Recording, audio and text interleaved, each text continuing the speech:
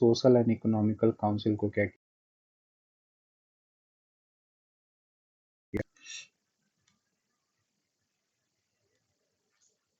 तो जो जब भी एक क्वेश्चन यहाँ से ये हो सकता है कि इकोनॉमिक एंड सोशल काउंसिल में कितनी कंट्रीज हैं, तो वहाँ पे जर्नलिस्ट तुम लोग को ध्यान में रखना है कि 54 कंट्रीज हैं बच्चे।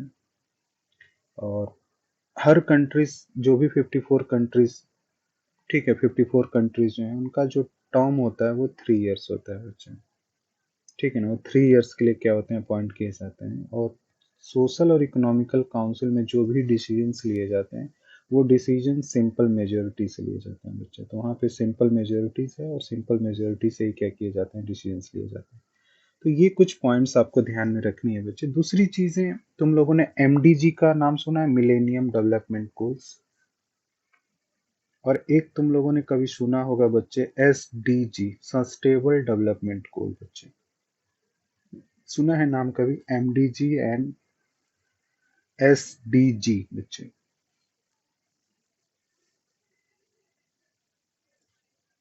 ठीक है, क्या है बच्चे मिलेनियम डेवलपमेंट गोल्स में, क्या चीजें हैं बच्चे।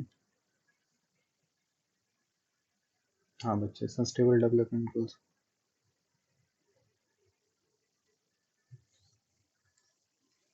अच्छा, और क्या है।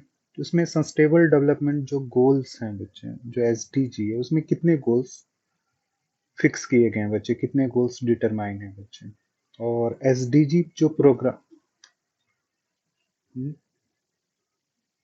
और एसडीजी जो प्रो हाँ, एसडीजी प्रोग्राम कब से स्टार्ट हुआ था बच्चे, और एसडीजी के जो गोल्स हैं वो कब तक कंप्लीट करने हैं बच्चे।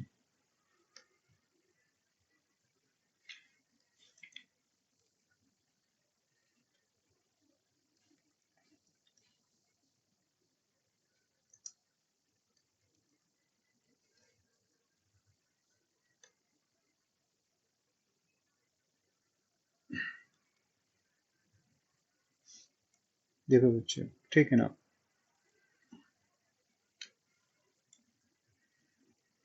एमडीजी जो प्रोग्राम था बच्चे, एमडीजी, आवाज आ रही है ना मेरी तुम लोग को।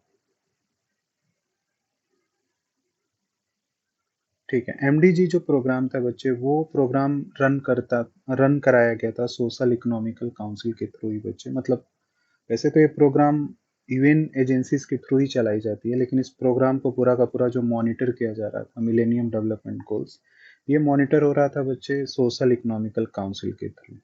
एमडीजी गोल्स में बच्चे 8 गोल्स रखे गए थे बच्चे, और ये एमडीजी प्रोग्राम जो है वो स्टार्ट हुआ था 2000 में। और जो भी इस प्रोग्राम्स के टारगेट्स थे बच्चे, वो 2015 तक अचीव कर लिए गए थे। और 2015 से बच्चे 2030 तक के लिए एसडीजी प्रोग्राम लॉन्च किया गया था। और एसडीजी के अंदर बच्चे 17 गोल्स आते हैं। कुछ तो ये गोल जो तुम्हारे डिस्प्ले पर दिख रहे हैं बच्चे, इसमें से ही कुछ गोल्स हमें एसडीजी में देखने को मिलेंगे बच्चे। जैसे एक्सट्रीम पावर्टी एंड हंगर है बच्चे, इसको क्या करना है, रिमूव करना है। अचीव यूनिवर्सल प्राइमरी एजुकेशन बच्चे, ठीक है।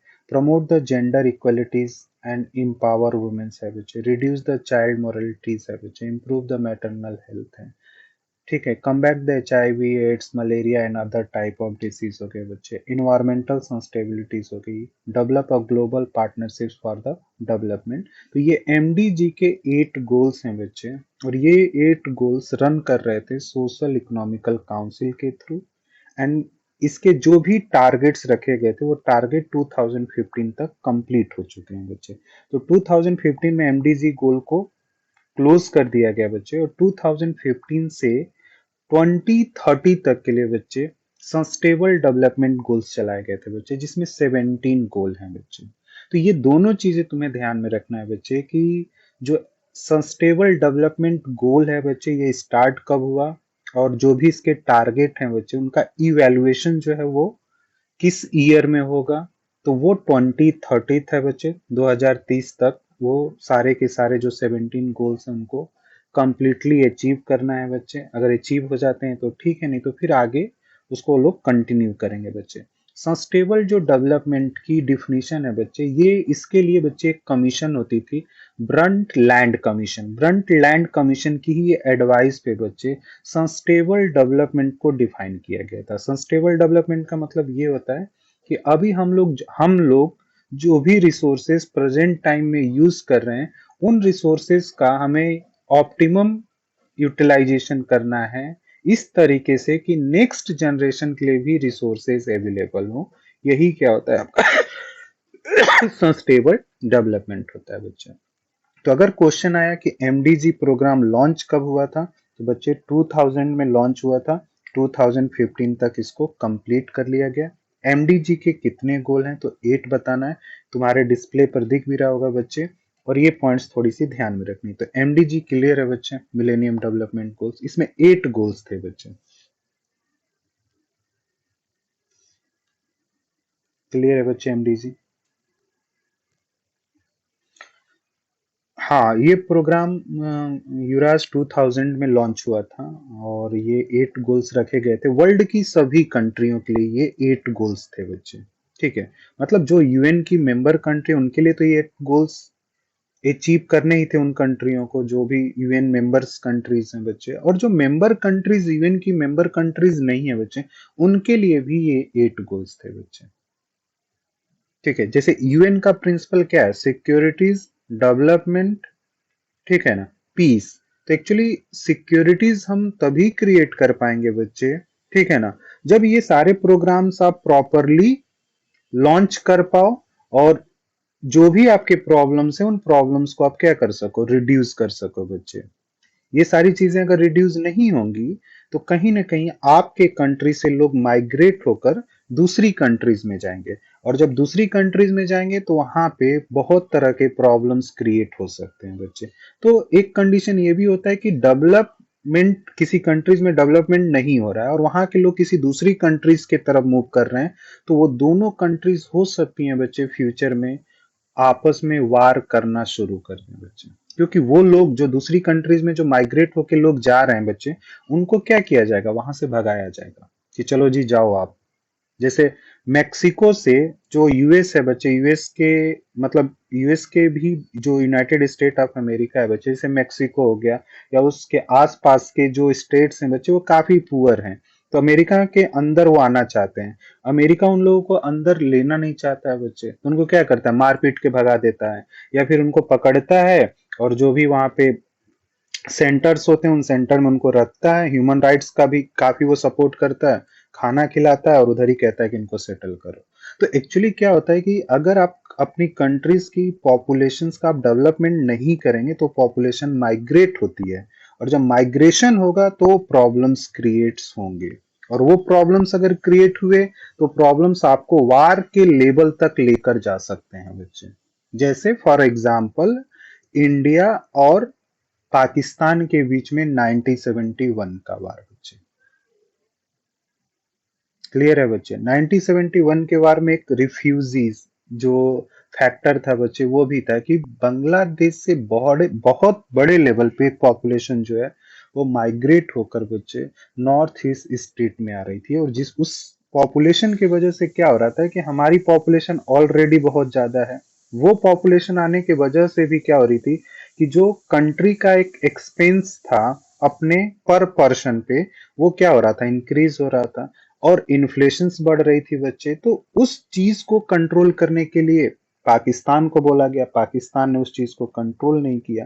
पाकिस्तान जो है वो ईस्ट बंगाल में लोगों को मार रहा था। तो ये भी एक रीजन माना जाता है कि जब डेवलपमेंट नहीं होगा, तो वहां से माइग्रेट होकर लोग आपके कंट्रीज में आएंगे, और वो रिलेशंस को, आपके पॉलिटिकल रिलेशंस को वो चीजें खराब करती हैं बच्चे। जैसे फॉर एग्जांपल्स इंडिया में बहुत बड़े लेवल पे बांग्लादेश से माइग्रेट होकर लोग इंडिया में रह रहे हैं। तुम्हें दिल्ली में भी मिल जाएंगे, तुम मेट्रो स्टेशन पे उन्हें देख सकते हो बच्चे, जो ई रिक्शा चलाने वाले लोग हैं बच्चे।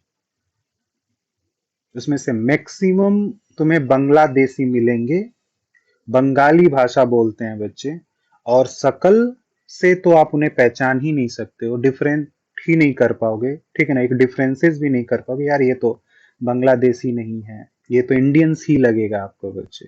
तो बहुत बड़े लेवल पे लोग वहां से माइग्रेट होकर आते हैं बच्चे।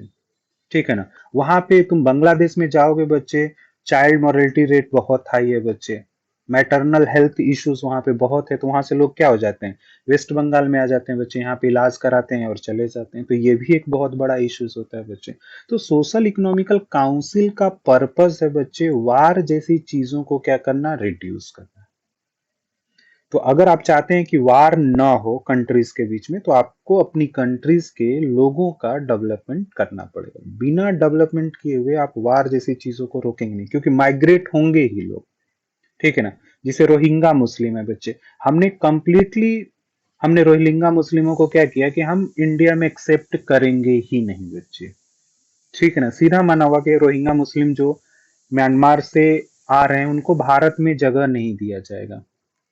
ह्यूमन राइट्स बोल रही थी कि दो, लेकिन इंडियन गवर्नमेंट ने उसको क्या किया, डिफेंड किया कि इनका जो एक नेचर, इनकी जो एक पर्सनालिटीज है वो है लड़ने वाली, और ये लोग अगर हमारी कंट्रीज में आएंगे और कल को इनको जो राइट्स, कल को ये राइट्स की भी डिमांड करेंगे और वो राइट्स अगर फुलफिल नहीं होगा, तो ये लोग उस चीज को, उस डिमांड को प्राप्त पाने के लिए लोग क्या कर सकते हैं, वायलेंस कर सकते हैं। तो इसलिए इस तरह के नेचर के लोगों को हमें एक्सेप्ट नहीं करना है। तो प्लीज बांग्लादेश जो है वो देखे कि इनके साथ क्या करना है उसको बच्चे।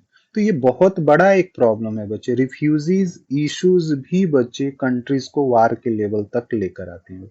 तो आपको क्या करना पड़ेगा, अपने कंट्रीज में जो जो लोग हैं उनका सोशल इकोनॉमिकल डेवलपमेंट करना पड़ेगा बच्चे। तो इसके लिए ही बच्चे ये एजेंसी जो है बच्चे, सोशल इकोनॉमिकल काउंसिल बनाई गई थी। तो ये 8 गोल्स तुम लोगों को समझ में आए बच्चे, क्या 8 गोल्स हैं। अब मैं तुम लोगों को दिखाता हूं बच्चे सस्टेनेबल डेवलपमेंट गोल्स, एसडीजी बच्चे, ये पेपर में कभी ना कभी आपसे पूछ लेता है बच्चे।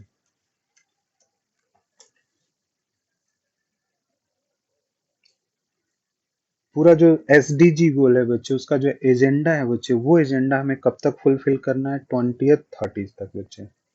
2030 तक वो सारे के सारे आपको जो भी डिसाइडेड टारगेट्स हैं, उन टारगेट को हमें क्या करना है, अचीव करना है बच्चे। दिख रहा है बच्चे, देखो, no poverty, zero hunger, good health wellbeings, quality education, gender equalities, clean water and sanitation, ठीक है, अफोर्डेबल एंड क्लीन एनर्जीज, ठीक है ना, decent work and economic growth, industrial innovations and infrastructure, reduce inequalities, ठीक है ना। तो ये जो है वो 17 सस्टेनेबल गोल्स हैं बच्चे, और इन गोल्स ये स्टार्ट किए गए थे, प्रोग्राम ये एजेंडा स्टार्ट हुआ था 2015 से। इन टारगेट को अचीव कब तक कर लेना है बच्चे, 2030 तक बच्चे। नीचे भी तुम्हें मिलेगा बच्चे। तो जो तुमने 8 मिलेनियम डेवलपमेंट गोल्स देखे थे बच्चे, उसमें से कुछ गोल्स इसमें मिल जाते हैं बच्चे। ठीक है ना। पावर्टी को एलिमिनेट करना है बच्चे, हंगर जो है बच्चे, अब देखो इंडिया में हंगर इंडेक्स में देखोगे तो हमने कहा ना कि फूड सिक्योरिटीज बिल हमने लेकर आए, कि जो भी फूड सिक्योरिटी बिल हम बना क्यों रहे हैं बच्चे, रीजन है यूएन के द्वारा दिए हुए टारगेट को फुलफिल करना है बच्चे, जीरो हंगर लेवल तक लाना बच्चे। तो फूड सिक्योरिटी बिल बनाया हमने, उसमें जो भी फूड ग्रेन्स थे उसकी मिनिमम प्राइस पर हमने बोला कि लोगों को अवेलेबल कराएंगे बच्चे। Good health and well beings बच्चे, तो गवर्नमेंट हॉस्पिटल के अलावा बच्चे प्राइवेट हॉस्पिटल्स भी बनाई जा रही हैं। दिल्ली गवर्नमेंट जो है बच्चे मोहल्ला क्लिनिक इस तरह की चीजों को क्या कर रहा है, डेवलप कर रहा है। एजुकेशन जो होना चाहिए वो क्वालिटी एजुकेशन होना चाहिए। क्वालिटी एजुकेशन का मतलब ये होता है कि जो एजुकेशन तुम्हें अवेलेबल कराया जा रहा है, उस एजुकेशंस का, वो एजुकेशंस आपके लिए यूजफुल हो बच्चे। क्वालिटी एजुकेशन का मतलब जब तुम एजुकेशंस लेकर सोसाइटीज में जब जाओगे बच्चे, तो उस सोसाइटीज में तुम्हारे पास कुछ करने के लिए हो, तुम सोसाइटी के लिए कुछ बेहतर कर पाओ। इस तरह के एजुकेशंस को हम लोग क्वालिटी एजुकेशंस बोलते हैं। अभी इंडिया में एजुकेशंस क्या है, एजुकेशंस तो दे देते हैं, लेकिन जब वो एजुकेशंस लिया हुआ इंडिविजुअल जब सोसाइटी में आता है बच्चे, और जब जॉब्स खोजता है तो उसे जॉब्स ही नहीं मिलती। तो रीजन क्या है कि आपके पास क्वालिटी एजुकेशन नहीं है बच्चे। तो आपके पास क्या होना चाहिए, क्वालिटी एजुकेशन होना चाहिए। जेंडर इक्वलिटीज, वुमेन्स, जो वुमेन्स का प्रेजेंटेशन नहीं है बच्चे, वुमेन्स प्रेजेंटेशन को बढ़ाया जाए बच्चे। क्लीन वाटर एंड सैनिटेशन बच्चे, पीने के लिए स्वच्छ पानी हो, साफ पानी हो बच्चे। अब तुम देखोगे अफोर्डेबल एंड क्लीन एनर्जी में बच्चे तो हम लोग किधर मूव कर रहे हैं, न्यूक्लियर एनर्जी की तरफ शिफ्ट कर रहे हैं। तभी तो लोगों को एक चीपेस्ट प्राइस पे, चीपेस्ट रेट पर क्या किया जाएगा, क्लीन एनर्जी जो है अवेलेबल कराएंगे बच्चे। तो ये सस्टेनेबल डेवलपमेंट के जो 17 गोल्स थे बच्चे, ये गोल्स भी रन कराया जाता है सोशल इकोनॉमिक काउंसिल के थ्रू। क्लियर है बच्चों?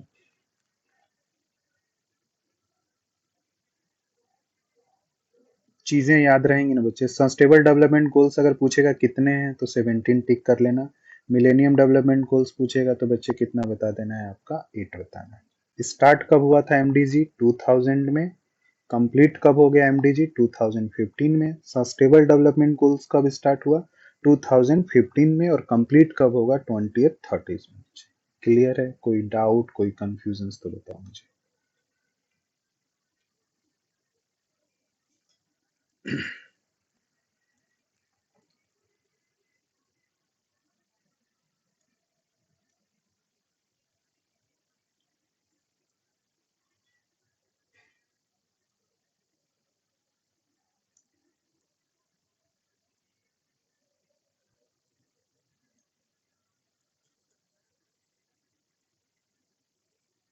तो सोशल और इकोनॉमिकल काउंसिल का बस यही मोटिव है बच्चे कि पूरे वर्ल्ड में सोशल और इकोनॉमिकल डेवलपमेंट किया जाए बच्चे। अब जो ये सेक्रेटरी मतलब ये जितने भी काउंसिल हैं बच्चे, इनमें जो भी काम होता है बच्चे, वो सारा काम कहाँ पे किया जाता है? सेक्रेटरीट के अंदर बच्चे। तो डे टू डे जो यूएन के डे टू डे जो वर्क होते हैं बच्चे, वो कहाँ पे होता है? सेक्रेटरीट में होता है। ठीक है ना? सेक्रेटरीट में किया जाएगा। सेक्रेटरीट का एक हेड होता है बच्चे, जिसको चीफ सेक्रेटरीज आप लोग बोलते हो, यूएन चीफ सेक्रेटरीज बोला जाता है। और हर कंट्रीज के थ्रू, हर कंट्री से बच्चे कुछ मैन पावर, ठीक है ना, सेक्रेटरीट में भेजा जाता है। तो कुछ सिविल सर्विसेज के लोगों को हम लोग इंडिया से क्या करते हैं बच्चे, यूएन सेक्रेटरीट में भेजते हैं, जो वहां पे लोग काम करते हैं बच्चे। तो और जो यूएन सेक्रेटरीट है बच्चे, इसका जो हेड है वो जो जनरल सेक्रेटरीज है बच्चे, उसकी अपॉइंटमेंट में सिक्योरिटी काउंसिल और सिक्योरिटी काउंसिल और जनरल असेंबलीज दोनों का रोल होता है बच्चे। और ये वर्ल्ड का फर्स्ट डिप्लोमेट है बच्चे, ये ध्यान में रखना। जो आपका UN chief secretary, general secretary होता है बच्चे, वो फर्स्ट डिप्लोमेट्स है बच्चे। पूरे कंट्री से, कंट्रीज के बीच में अगर प्रॉब्लम्स आती है बच्चे, तो उस चीज को बातचीत करने के लिए, उस प्रॉब्लम को सॉल्व करने के लिए ये अपने लेवल पर क्या करता है बच्चे, स्टैंड लेता है। तो ये चीजें भी आपको ध्यान में रखनी है बच्चे। क्लियर है?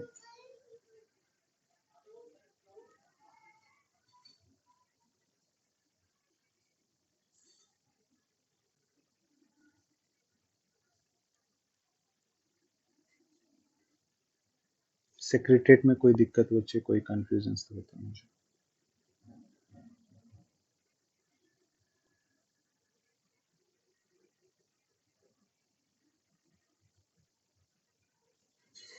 ठीक है, आगे जब आते हैं बच्चे, नेक्स्ट ऑर्गन है इसका इंटरनेशनल कोर्ट ऑफ जस्टिस बच्चे। तो इंटरनेशनल कोर्ट ऑफ जस्टिस जो है बच्चे, ये नीदरलैंड में है बच्चे, हेग नीदरलैंड में है। और इंटरनेशनल क्रिमिनल कोर्ट भी बच्चे हेग में ही है बच्चे, दोनों हेग में है बच्चे। ठीक है ना? तो international criminal court and international court of justice बच्चे। और इंटरनेशनल जो कोर्ट ऑफ जस्टिस है बच्चे, यहाँ पे 15 जजेस होते हैं बच्चे। और उन 15 जजेस का जो टेन्योर होता है बच्चे, वो 9 ईयर का होता है बच्चे। ठीक है ना? 9 ईयर का होता है। और जो इंटरनेशनल कोर्ट ऑफ जस्टिस के जो जजेस होते हैं बच्चे, इनकी अपॉइंटमेंट जो होगी वो जनरल असेंबलीज के थ्रू होती है बच्चे। ठीक है? उसमें हम सिक्योरिटी काउंसिल को भी इन्वॉल्व करते हैं बच्चे। इंटरनेशनल कोर्ट ऑफ जस्टिस का काम है बच्चे, जो भी ग्लोबल प्रॉब्लम्स हैं बच्चे, ठीक है ना, उन तरह के ग्लोबल प्रॉब्लम्स को क्या करना, सॉल्व करना बच्चे, या उसको सॉल्व करने में हेल्प करना बच्चे। ठीक है?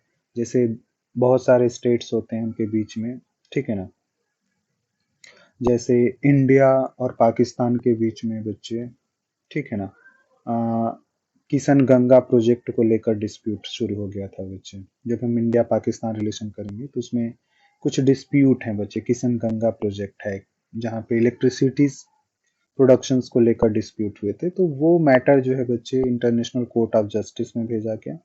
और इंटरनेशनल कोर्ट ऑफ जस्टिस में जब ये मामला आया तो जो जजमेंट था बच्चे वो इंडिया के फेवर में आया बच्चे, ठीक है ना।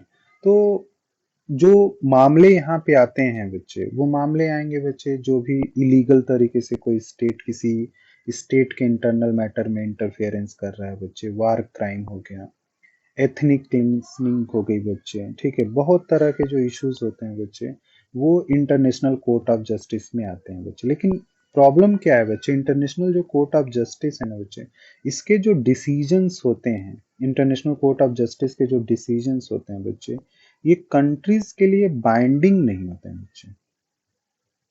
अगर इंटरनेशनल कोर्ट ऑफ जस्टिस को अपने डिसीजंस को बाइंडिंग करना है बच्चे, उसकी एक बाइंडिंग क्रिएट करनी है बच्चे, तो इंटरनेशनल कोर्ट ऑफ जस्टिस को, ठीक है ना, सिक्योरिटी काउंसिल से हेल्प लेनी पड़ती है बच्चे अपने डिसीजंस को इम्प्लीमेंट कराने के लिए।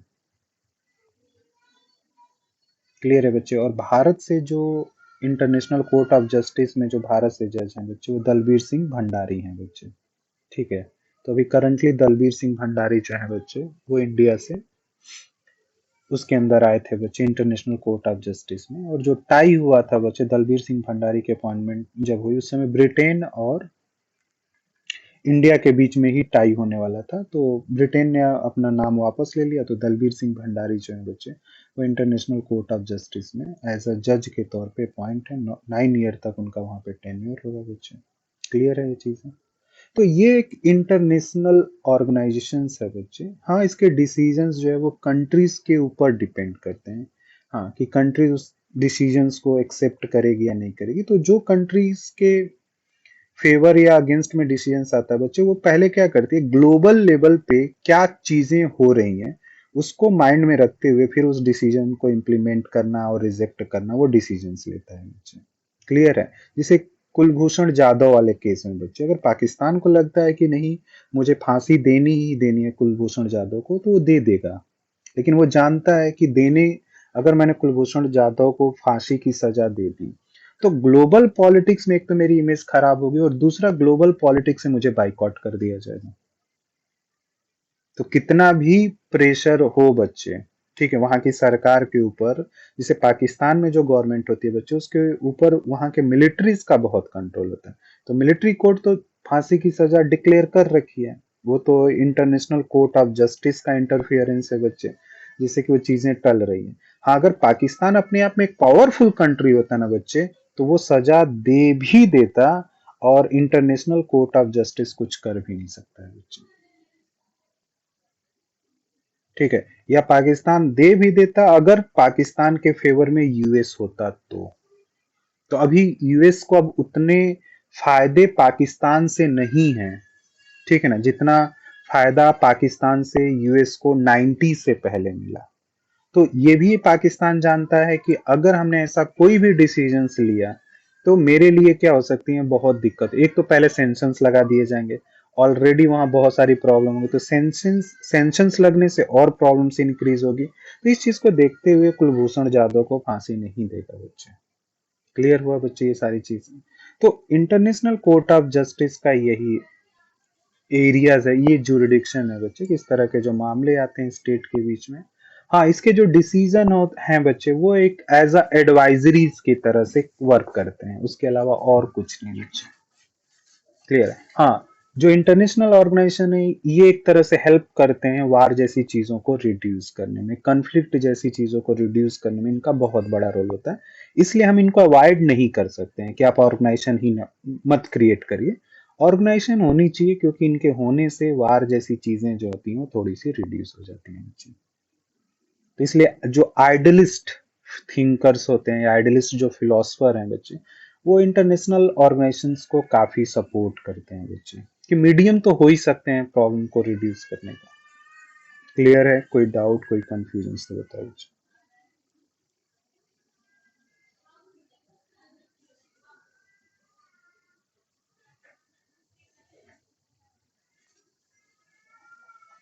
और सद्दाम हुसैन को जो फांसी की सजा दी गई थी बच्चे, वो इंटरनेशनल क्रिमिनल कोर्ट के थ्रू दी गई थी बच्चे। मतलब जब जीनोसाइड से रिलेटेड मैटर्स होते हैं बच्चे, यहाँ तो नॉर्मल प्रॉब्लम्स आते हैं इंटरनेशनल कोर्ट ऑफ जस्टिस में, जहाँ जीनोसाइड और इस तरह के जो मैटर्स होते हैं बच्चे, वो इंटरनेशनल क्रिमिनल कोर्ट में आते हैं। और इंटरनेशनल क्रिमिनल कोर्ट के थ्रू ही बच्चे सद्दाम हुसैन को फांसी की सजा दी गई थी बच्चे। ठीक है ना? जो हाँ जी, हाँ उसके नहीं, उसके भी डिसीजन बाइंडिंग नहीं होते। उसको क्या होता है ना, सिक्योरिटी काउंसिल के थ्रू बाइंडिंग बनाया जा सकता है। तुम सिक्योरिटी काउंसिल के सपोर्ट से उसके डिसीजंस को बाइंडिंग करा सकते हो।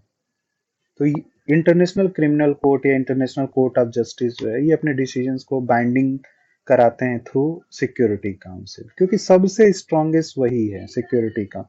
और इसलिए भी कि अमेरिका है, ठीक है ना, चीन है, फ्रांस है, रशिया है, ठीक है, ये पावरफुल कंट्रीज हैं, तो ये जो भी कहेंगी लोगों को मानना पड़ता है, आप मना नहीं कर सकते हो। तो फिर इनके थ्रू वो चीजें हो पाती हैं कि अगर ये कंट्रीज इंटरफियरेंस करें तो चीजें हो सकती हैं, रोका जा सकता है।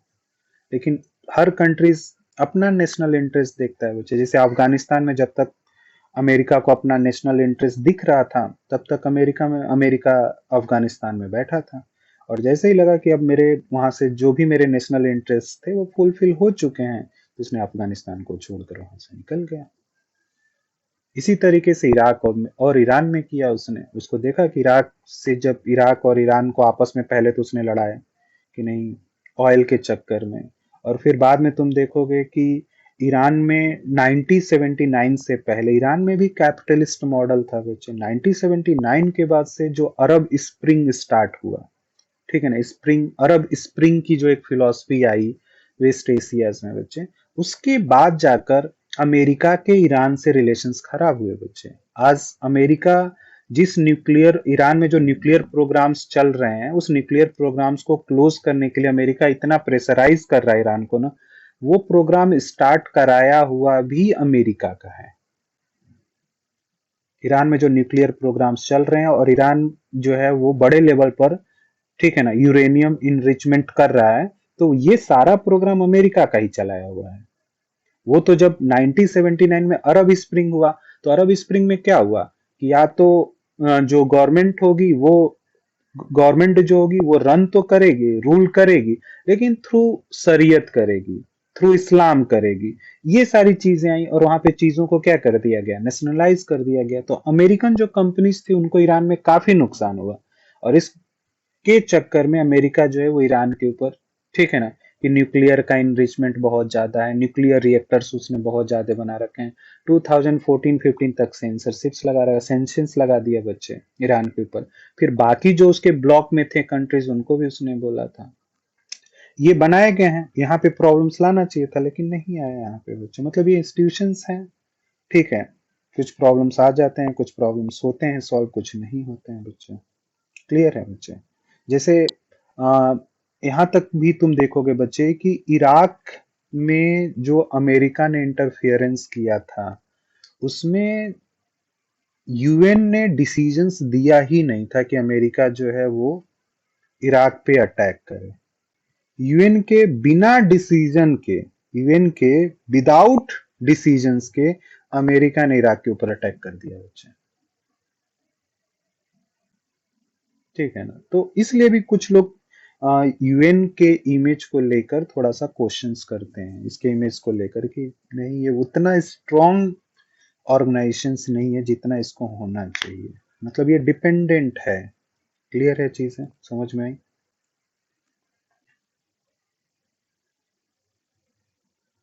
और एक और काउंसिल होता है बच्चे इसमें, ट्रस्टीशिप्स काउंसिल, जो 6 होती थी बच्चे। तो ट्रस्टीशिप्स काउंसिल फॉर्म की गई थी बच्चे कॉलोनिज्म्स को रिमूव करने के लिए, कि 1945 के बाद से बच्चे अब वर्ल्ड में कहीं भी कॉलोनिज्म्स को एक्सेप्ट नहीं किया जाएगा।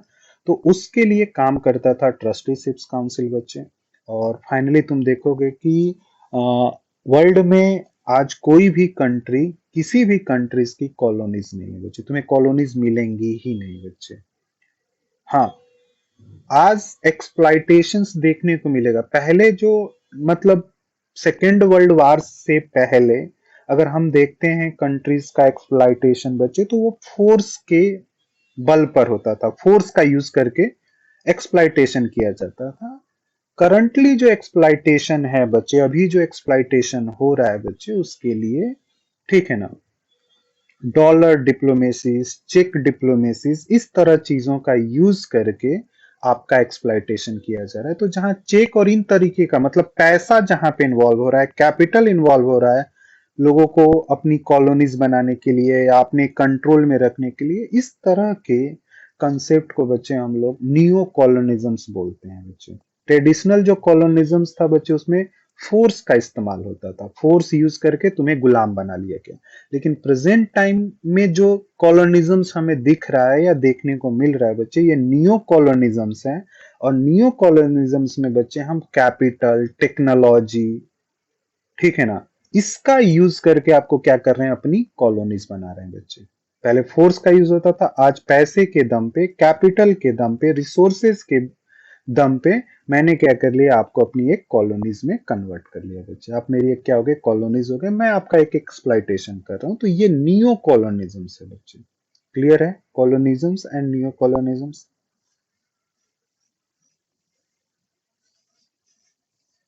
तो ये चीजें भी तुम लोगों को समझ में रखनी है बच्चे। पेपर में तो बस अगर इंटरनेशनल कोर्ट ऑफ जस्टिस से पूछना है बच्चे, तो कितने जजेस होते हैं और कितने टाइम के लिए पॉइंट होते हैं। इंटरनेशनल कोर्ट ऑफ जस्टिस में जनरल असेंबली जो डिसीजंस लेती है, वो उसके लिए मेजोरिटी कंडीशन क्या होती है, तो 2/3 वाला ध्यान में रखना है बच्चे। क्लियर है बच्चे, इसमें कोई और कुछ डाउट तो बताओ मुझे।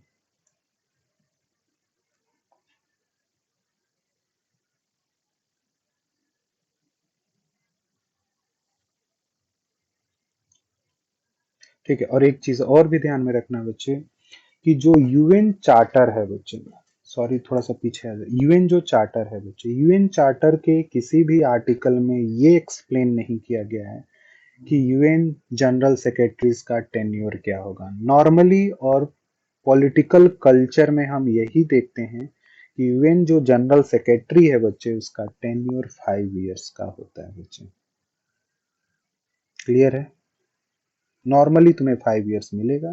तो ऐसा नहीं बोलना है बच्चे कि जो यूएन से यूएन जनरल जो सेक्रेटरी होता है बच्चे, यूएन जनरल, ठीक है, सेक्रेटरी है बच्चे यूएनओ का, उसका टेन्योर 5 ईयर, ये यूएन चार्टर में नहीं है बच्चे। यूएन चार्टर के किसी आर्टिकल में मेंशंस नहीं किया गया है बच्चे। नॉर्मली हम लोग 5 इयर्स देखते हैं, 5 इयर्स का होता है बच्चे। तो ये चीजें तुम्हें ध्यान में रखनी है बच्चे। क्लियर है बच्चे।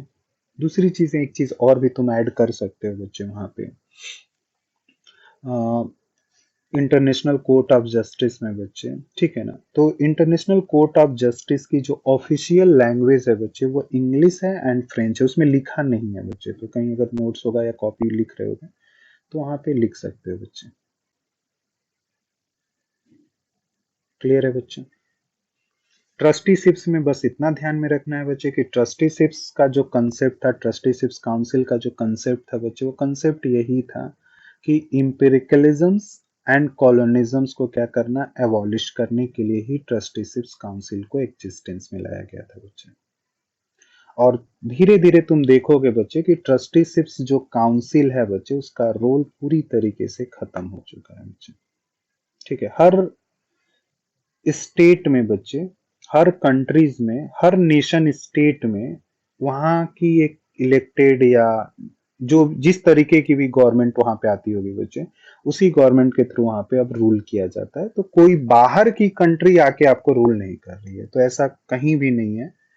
तो ट्रस्टीशिप्स काउंसिल जो था वो आपका लाया गया था बच्चे, कि जो ट्रस्टीशिप्स काउंसिल है बच्चे, ट्रस्टीशिप जो काउंसिल है बच्चे, वो इम्पेरिकलिज्म्स एंड कॉलोनिज्म्स को रिमूव करने के लिए लाया गया था। वो चीजें खत्म हो चुकी है। अब कोई भी वर्ल्ड में कहीं भी तुम्हें कॉलोनिज्म्स नहीं दिखेगा बच्चे। हाँ, अगर दिखेगा भी तो न्यू कॉलोनिज्म्स के एग्जाम्पल्स दिखेंगे बच्चे। जैसे श्रीलंका में हबन टोटा पोर्ट बना बच्चे, और हबन टोटा पोर्ट जो है बच्चे, डेवलप्ड किया गया है कहाँ पे, श्रीलंका में। और वो पूरा पोर्ट के लिए जो फंड अवेलेबल कराया गया बच्चे, वो चाइनाज गवर्नमेंट ने कराया। और चाइना को पूरा फंड भी चाहिए, प्लस इंटरेस्ट भी चाहिए, और प्लस चाइना के पास हवन टोटा जो पोर्ट है बच्चे, वो एज अ लीज के फॉर्म में है बच्चे। तो ठीक है, हवन टोटा पोर्ट से जो है बच्चे श्रीलंका को उतना प्रॉफिट नहीं हो रहा है, और करंटली चाइना श्रीलंका में क्राइसिस जैसी चीजें क्या हो रही हैं, स्टार्ट हो रही है। इसी तरीके से बच्चे तुम इधर आओगे, जब हम पाकिस्तान में आते हैं बच्चे, तो वहां पर भी एक पोर्ट डेवलप किया गया, ग्वादर पोर्ट, अरबियन सी में बच्चे। तुम देखो पूरी की पूरी जो चाइना की डिपेंडेंसीज है बच्चे, वो सॉरी पाकिस्तान की जो पूरी, पाकिस्तान पूरी तरीके से चाइना के ऊपर क्या हो चुका है, डिपेंड हो चुका है बच्चे। तो उसने ग्वादर पोर्ट भी बनाया बच्चे, और चीन पाकिस्तान इकोनॉमिक कॉरिडोर भी डेवलप किया बच्चे। ठीक है ना। चीन कहाँ तक डेवलप कर दिया बच्चे, चेचन्या प्रोविंस, चेचन्या नहीं, चेचन्या ही प्रोविंस है, जिंगजियांग प्रोविंस, जिंगजियांग, चेचन्या तो रशिया में आता है। ठीक है, तो जो अरबियन सी से लेकर बच्चे आपका जिंगजियांग प्रोविंसेस तक, जहाँ पे मुस्लिम है बच्चे, और उनको काफी कंट्रोल में रखा जाता है बच्चे। ठीक है, तो वो लोग चाइनीज गवर्नमेंट के अगेंस्ट रिवोल्ट न कर दें, उनको कंट्रोल करने के लिए भी चीन पाकिस्तान इकोनॉमिक कॉरिडोर का क्या किया जाएगा, यूज किया जाएगा। और जो चीन पाकिस्तान इकोनॉमिक कॉरिडोर है बच्चे, वो पाक ऑक्युपाइड कश्मीर से निकलता है बच्चे। ठीक है ना। तो बहुत सारा पार्ट जो पाक ऑक्युपाइड कश्मीर वैसे ही एक डिस्प्यूटेड लैंड है बच्चे, उसमें से भी आपने, ठीक है, चीन को दे दिया है, कुछ चीन ने ऐसे भी कब्जा कर रखे हैं बच्चे। तो ये भी प्रॉब्लम्स हैं। ठीक है ना। तो अब नियो कॉलोनिज्म्स तुम्हें दिखेगा वर्ल्ड में हर जगह बच्चे। ठीक है ना।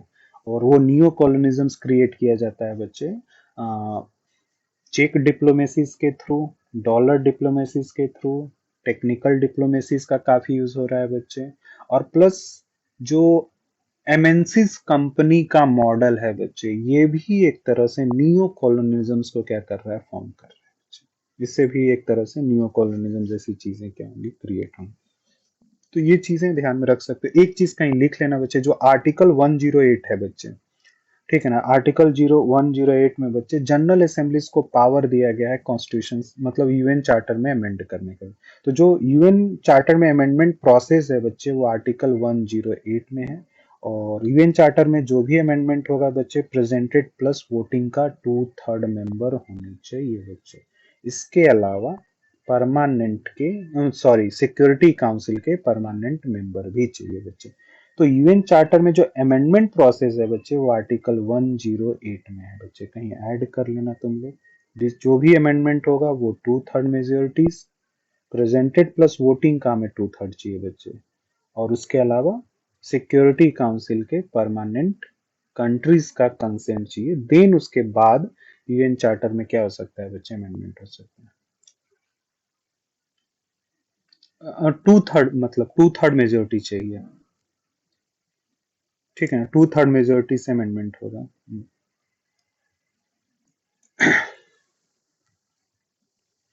अब एक थोड़ी सी नई चीज तुम लोग को मैं समझा देता हूँ। ठीक है ना, बस वो समझ के रखना है बच्चे। ठीक है, वो हमने जो कॉफी क्लब और ये चीजें कि हो सकता है पूछ ले, वैसे तो ग्रेजुएशन के सिलेबस में है नहीं।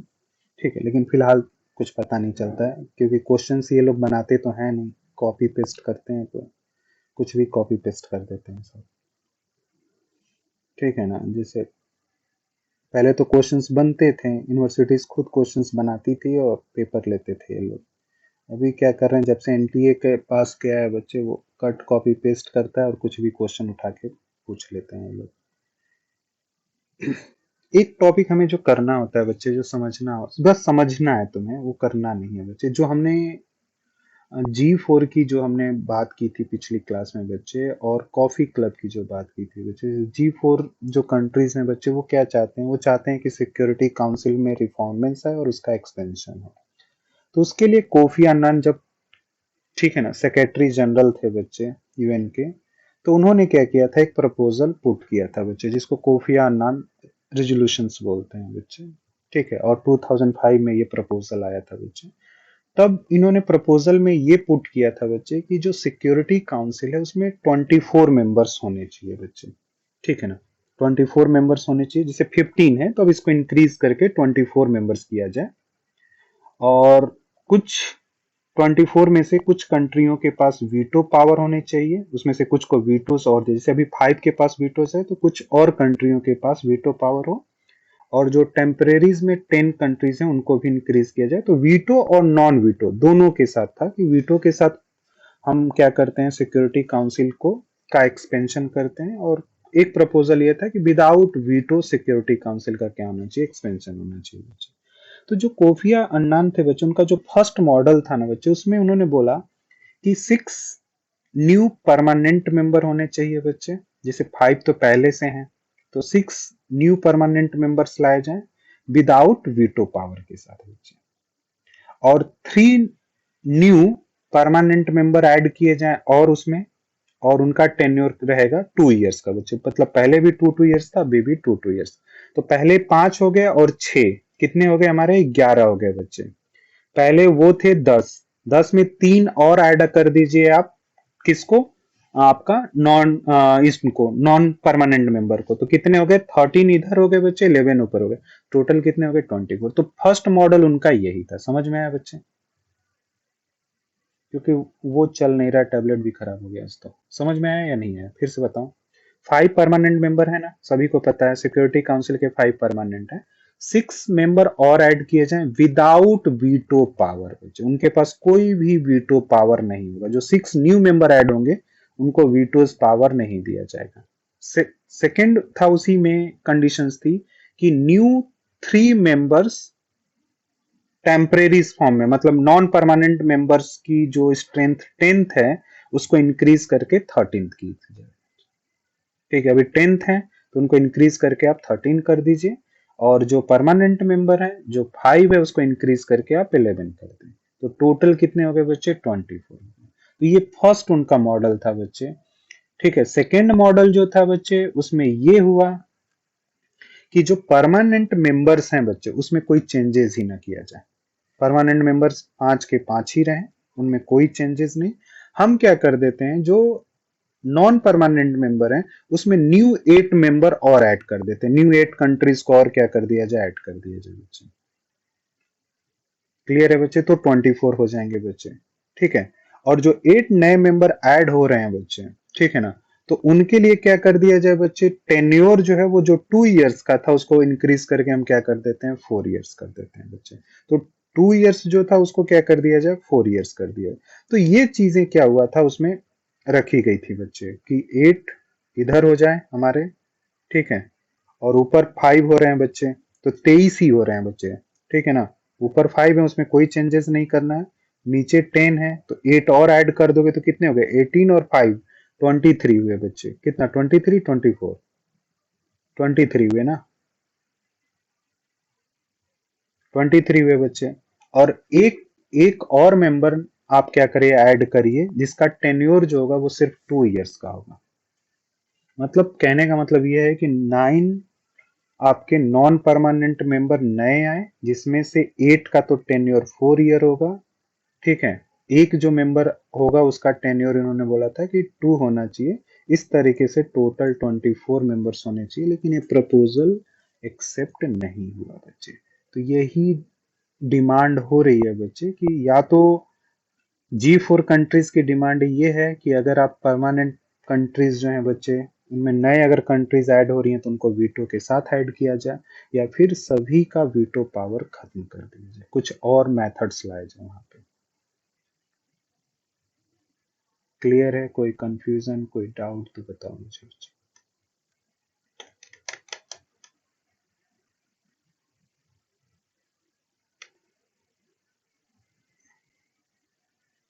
क्लियर है बच्चे यहाँ तक।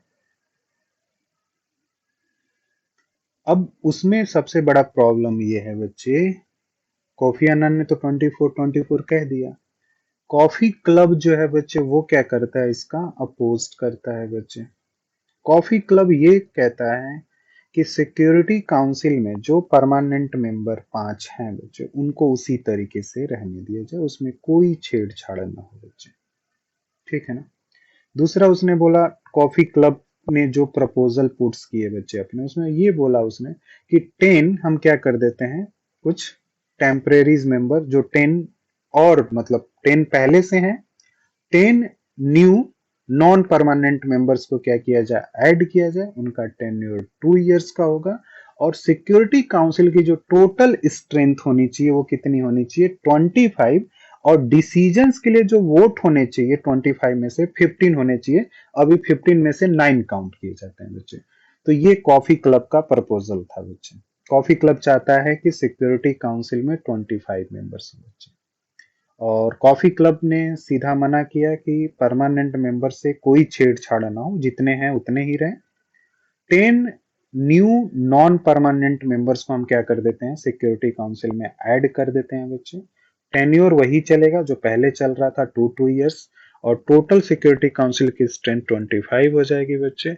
और जो भी डिसीजंस लिया जाएगा तो वो तो मेजोरिटी के बेसिस पर। तो मेजोरिटी के लिए वोट कितने होने चाहिए, कितने मेंबर्स कंट्री का वोट चाहिए, तो 15 मेंबर्स कंट्रीज होनी चाहिए।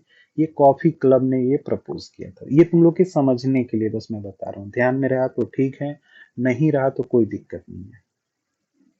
तुमसे बस इतना ही पेपर में वो पूछने वाले हैं कि ऐसी कौन सी कंट्रीज हैं जो सिक्योरिटी काउंसिल का एक्सपेंशन चाहती हैं, सिक्योरिटी यूएन में रिफॉर्मेंस चाहती हैं, तो वहां पे G4।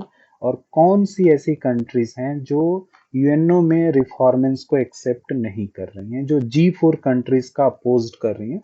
तो वहां पे कॉफी क्लब, और कॉफी क्लब में तुम्हारे नोट्स में कंट्रीज लिखे हैं, उनके नाम याद रखने हैं बच्चे। क्लियर है, कोई दिक्कत यहाँ तक तो बताओ मुझे, समझने में कोई डाउट, कोई कंफ्यूजन?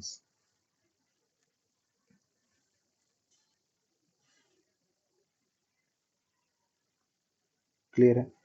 अब G4 ने क्या प्रपोजल पुट किया है बच्चे, G4 में ब्राजील, जर्मनी, जापान और इंडिया आते हैं बच्चे। ठीक है, इन्होंने बोला, इनकी भी डिमांड यही है कि 25 कंट्रीज होने चाहिए सिक्योरिटी काउंसिल में, 25 मेंबर्स होने चाहिए। सिक्योरिटी काउंसिल की स्ट्रेंथ 15 से इंक्रीज करके आप 25 कर दीजिए। और जो परमानेंट मेंबर्स में अभी 5 है ना, उनको इंक्रीज करके आप कितना कर दीजिए, 11 कर दीजिए। मतलब 5 है, 6 और ऐड करिए। और जो नए 6 कंट्रीज ऐड होंगी सिक्योरिटी काउंसिल के परमानेंट मेंबर्स में, उनके पास वीटो पावर होना चाहिए। ठीक है ना, वीटो पावर होना चाहिए। क्लियर है? ठीक है, तो आप उनको क्या कर दीजिए, वीटो पावर दीजिए। अब जो 6 कंट्री हैं बच्चे, वो आएंगी कहां से, तो इन्होंने ये भी बोला कि G4, ये जो हम 4 कंट्री हैं वो आएंगे सिक्योरिटी काउंसिल के परमानेंट मेंबर में वीटो के साथ। और 2 कंट्री आएंगी अफ्रीकन कॉन्टिनेंट से बच्चे। ये भी उन्होंने एक्सप्लेन किया कि जो नए 6 ऐड होंगे परमानेंट में, उसमें से 4 कंट्री तो G4 वाली हैं, मतलब ब्राजील, इंडिया, जापान और जर्मनी। और 2 कंट्री जो है वो अफ्रीकन कॉन्टिनेंट से आएंगे बच्चे। ठीक है। और जो नॉन परमानेंट मेंबर्स हैं बच्चे, वहां पे आप क्या कर दीजिए, 4 नए आप कंट्रीज को ऐड करिए नॉन परमानेंट मेंबर्स में, और उनका टेन्योर आप 2 इयर्स ही रखिए। टोटल कितने हो गए बच्चे, 25 हो गए। तो G4 और कॉफी क्लब बच्चे ये तो चाहते हैं कि सिक्योरिटी काउंसिल में 25 मेंबर्स हों। कोफी अन्नान हमने प्रपोजल देखा, वहां पे 24 की बात हुई है बच्चे। क्लियर है? किसी को कोई डाउट, कोई कंफ्यूजन रख पाओगे ध्यान में, या नोट्स बना के भेज दूंगा तुम लोग को इसको, क्योंकि हिंदी में लिखा था तो मैंने समझा तो दिया तुम लोग को। क्लियर है बच्चे या नहीं, कोई कंफ्यूजन, कोई डाउट तो बताओ मुझे, कुछ पूछना चाहते हो?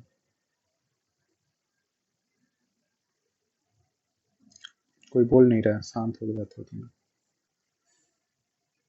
क्लियर है बच्चे? अब हमें कुछ अपनी स्पेशलाइज्ड एजेंसीज देखनी है बच्चे, जो यूएन के साथ मिलकर काम करती हैं बच्चे। जैसे इंटरनेशनल लेबर ऑर्गेनाइजेशन है बच्चे। ठीक है ना। तो जो वर्साइल पीस ट्रीटी थी बच्चे फर्स्ट वर्ल्ड वार के बाद, उसी के बाद से आईएलओ जो है वो फॉर्म किया गया है। ठीक है, यूएन की एक स्पेशलाइज्ड एजेंसी है बच्चे। 93 कंट्रीज हैं यूएन में बच्चे, उसमें से 86 कंट्रीज तो यूएन आईएलओ की पार्ट है बच्चे, आईएलओ का पार्ट है।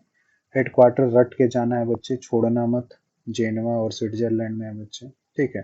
काम क्या करना है बच्चे, ठीक है ना। तो ये क्या करता है बच्चे कि जो लेबर स्टैंडर्ड होना चाहिए, इंटरनेशनल लेबर का जो स्टैंडर्ड होना चाहिए, उसकी क्या करता है बच्चे, एक फ्रेम ड्रॉ करता है बच्चे कि इंटरनेशनल जो लेबर, मतलब जो लेबर हैं, जो लेबर काम कर रहे हैं, ठीक है ना, उनकी क्या क्या नीड्स हो सकती हैं और क्या क्या डिमांड्स हो सकती हैं, उसके अकॉर्डिंग कुछ इसने स्टैंडर्ड्स बना रखे हैं, और वो स्टैंडर्ड्स सभी कंट्रियों को दिए गए हैं बच्चे कि जैसे एक लेबर से आप कितने आवर्स वर्क लोगे, ठीक है, क्या क्या फैसिलिटीज आप उसको अवेलेबल कराओगे, ठीक है ना। तो ये सारी चीजें जो हैं वो इंटरनेशनली डिसाइड हैं बच्चे, इंटरनेशनल लेबर के ऊपर, इंटरनेशनल लेबर स्टैंडर्ड में ये चीजें बताई गई हैं थ्रू आईएलओ कि कोई भी कंट्री किसी भी कंट्रीज के लेबर का एक्सप्लाइटेशन ना करे बच्चे, मतलब प्रॉपरली, यूएन है बच्चे तो ह्यूमन राइट्स को भी काफी इंपॉर्टेंस देता है बच्चे, ठीक है ना। तो तुम देखोगे कि पहले तो क्या होता था, फोर्स्ड लेबर बहुत यूज होता था बच्चे, जबरदस्ती आप लोगों से काम ले रहे हो, और उनका जो एक वेजेस है, डिसाइडेड जो वेजेस है, वो भी आप क्या कर रहे हो, पे नहीं कर रहे हो। लेकिन according to International Labour Organization ये सारी चीजें आपको देनी पड़ेंगी बच्चे, ठीक है, क्योंकि ये प्रॉब्लम्स करता है बच्चे, लेबर माइग्रेट होते हैं, एक जगह से दूसरे जगह जाते हैं, और कभी कभी एक जगह से जब लेबर दूसरे जगह जाता है बच्चे, तो वहां के लोग उस लेबर को एक्सेप्ट भी नहीं करते हैं बच्चे, ठीक है ना, लेबरों को एक्सेप्ट नहीं किया जाता है बच्चे, तो उनके साथ कभी कभी बहुत बुरा भी किया जाता है बच्चे, तो उसके भी प्रोटेक्शंस के लिए आईएलओ जो है बच्चे वो काम करता है, इंटरनेशनल लेबर ऑर्गेनाइजेशन जो है वो काम करता है बच्चे।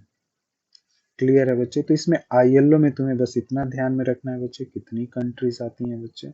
दूसरा ध्यान में ये रखना है बच्चे कि आईएलओ का काम क्या है, तो ठीक है ना, decide the international labour standard, यही काम करता है, इसके अलावा इसका कोई काम नहीं है बच्चे, ठीक है।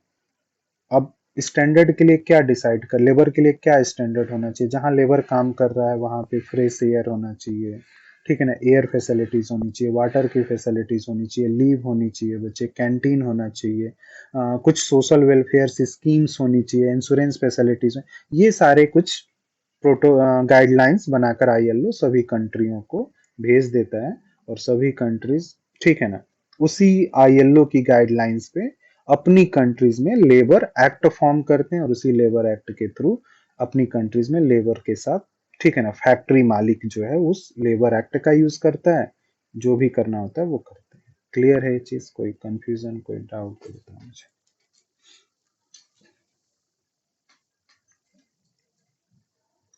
इसमें कुछ भी उतना कोई जरूरी नहीं है बच्चे की, ये मत याद करने लगना, ठीक है ना, कि चीफ इंडस्ट्रियल इम्पोर्टेंस और ये सब चीज, बस ऊपर के ये दो तीन पॉइंट तुम्हें ध्यान में रखने हैं बच्चे। ट्रीटी ऑफ वर्साइल, ठीक है ना, लीग ऑफ नेशन के वजह से आईएलओ फॉर्म में आया, कितनी कंट्रीज हैं बच्चे, और responsible for the drawing up and cover overseeing the international labour standard बच्चे। बस इतनी चीजें ध्यान में रखनी है, इसके अलावा ये बाकी चीजें आप छोड़ सकते हो, इसका कोई फायदा नहीं। क्लियर, ऊपर के 4 पॉइंट्स जो हैं वो तुम्हें पेपर के लिए ध्यान में रखने हैं, बाकी की चीजें नीचे की तुम छोड़ सकते हो, कोई दिक्कत नहीं। कुछ नहीं पूछेगा बच्चे यहाँ से, वैसे तो वो बस मैच ऑफ द फॉलोइंग्स में हेडक्वार्टर वोडक्वार्टर पूछ लेगा।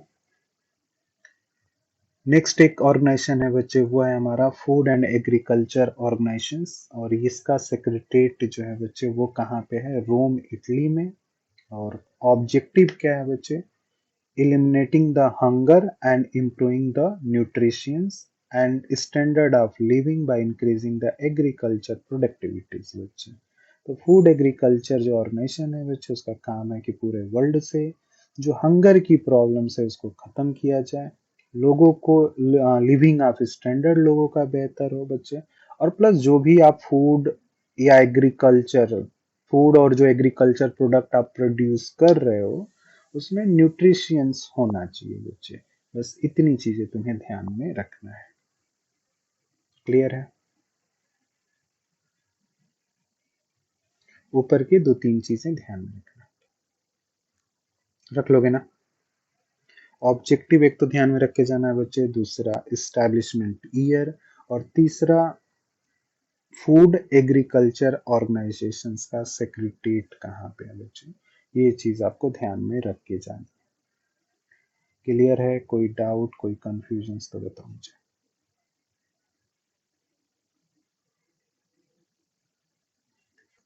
ठीक है बच्चे, आगे हमें थोड़ा सा इससे कभी कभी करंट क्वेश्चंस पूछ लेते हैं बच्चे, ठीक है ना।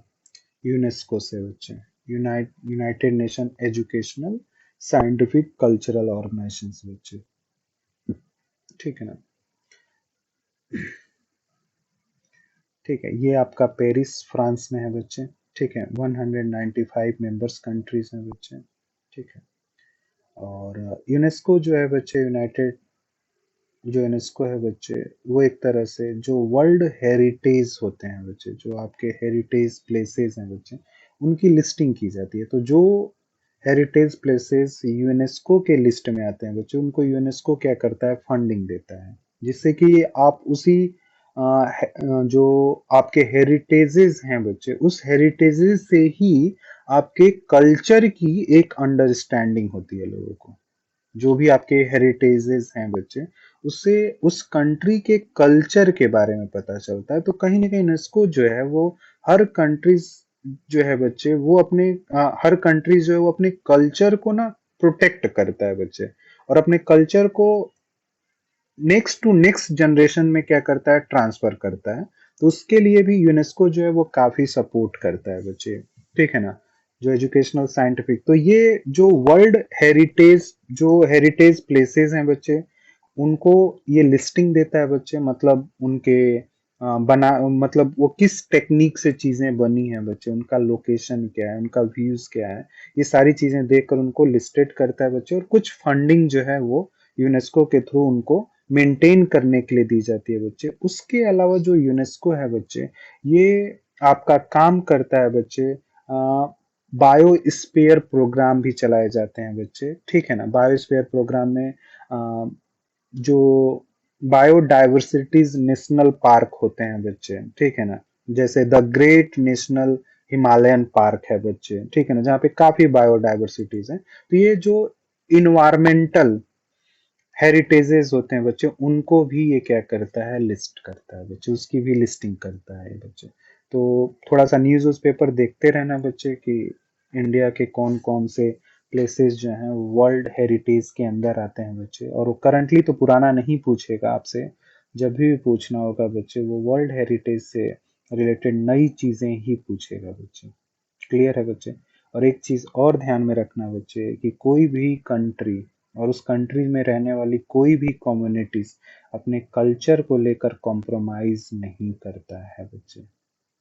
कल्चरल एग्जिस्टेंस के लिए बच्चे वो लड़ जाएगा आपसे, ठीक है ना।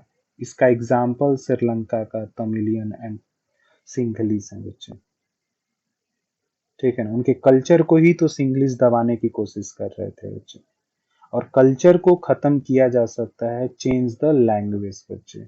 आप वहाँ की लैंग्वेज को चेंज करा दीजिए, ऑफिशियल लैंग्वेज चेंज करा दीजिए, लोगों के जो कल्चर हैं, जो उनका कल्चर है, वो कल्चर भी कुछ टाइम के बाद से क्या हो जाएगा, फिनिश्ड हो जाएगा बच्चे।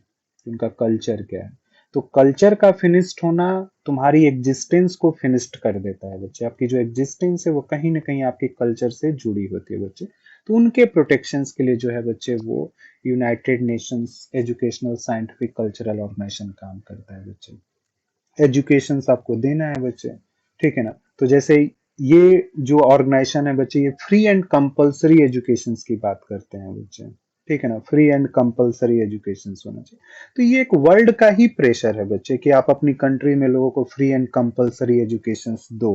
इसीलिए तो हमने एक, क्योंकि आप जब ग्लोबल पॉलिटिक्स के पार्ट होते हैं ना, तो ग्लोबल पॉलिटिक्स में जो चेंजेस हो रहे हैं या ग्लोबल पॉलिटिक्स में जो करने के लिए बोला जा रहा है, वो आपको अपने नेशनल लेवल पे आके काम करना पड़ेगा बस। जैसे ये फ्री एंड कंपलसरी एजुकेशन की बात कर रहे हैं बच्चे, तो ये चीजें आपको अपने कंट्री के अंदर अपने लोगों को देना पड़ेगा बच्चे, वरना इंटरनेशनल एक मुद्दा बनेगा कि इस कंट्री में बड़े लेवल पर ह्यूमन राइट्स का क्या हो रहा है, वायलेशन हो रहा है।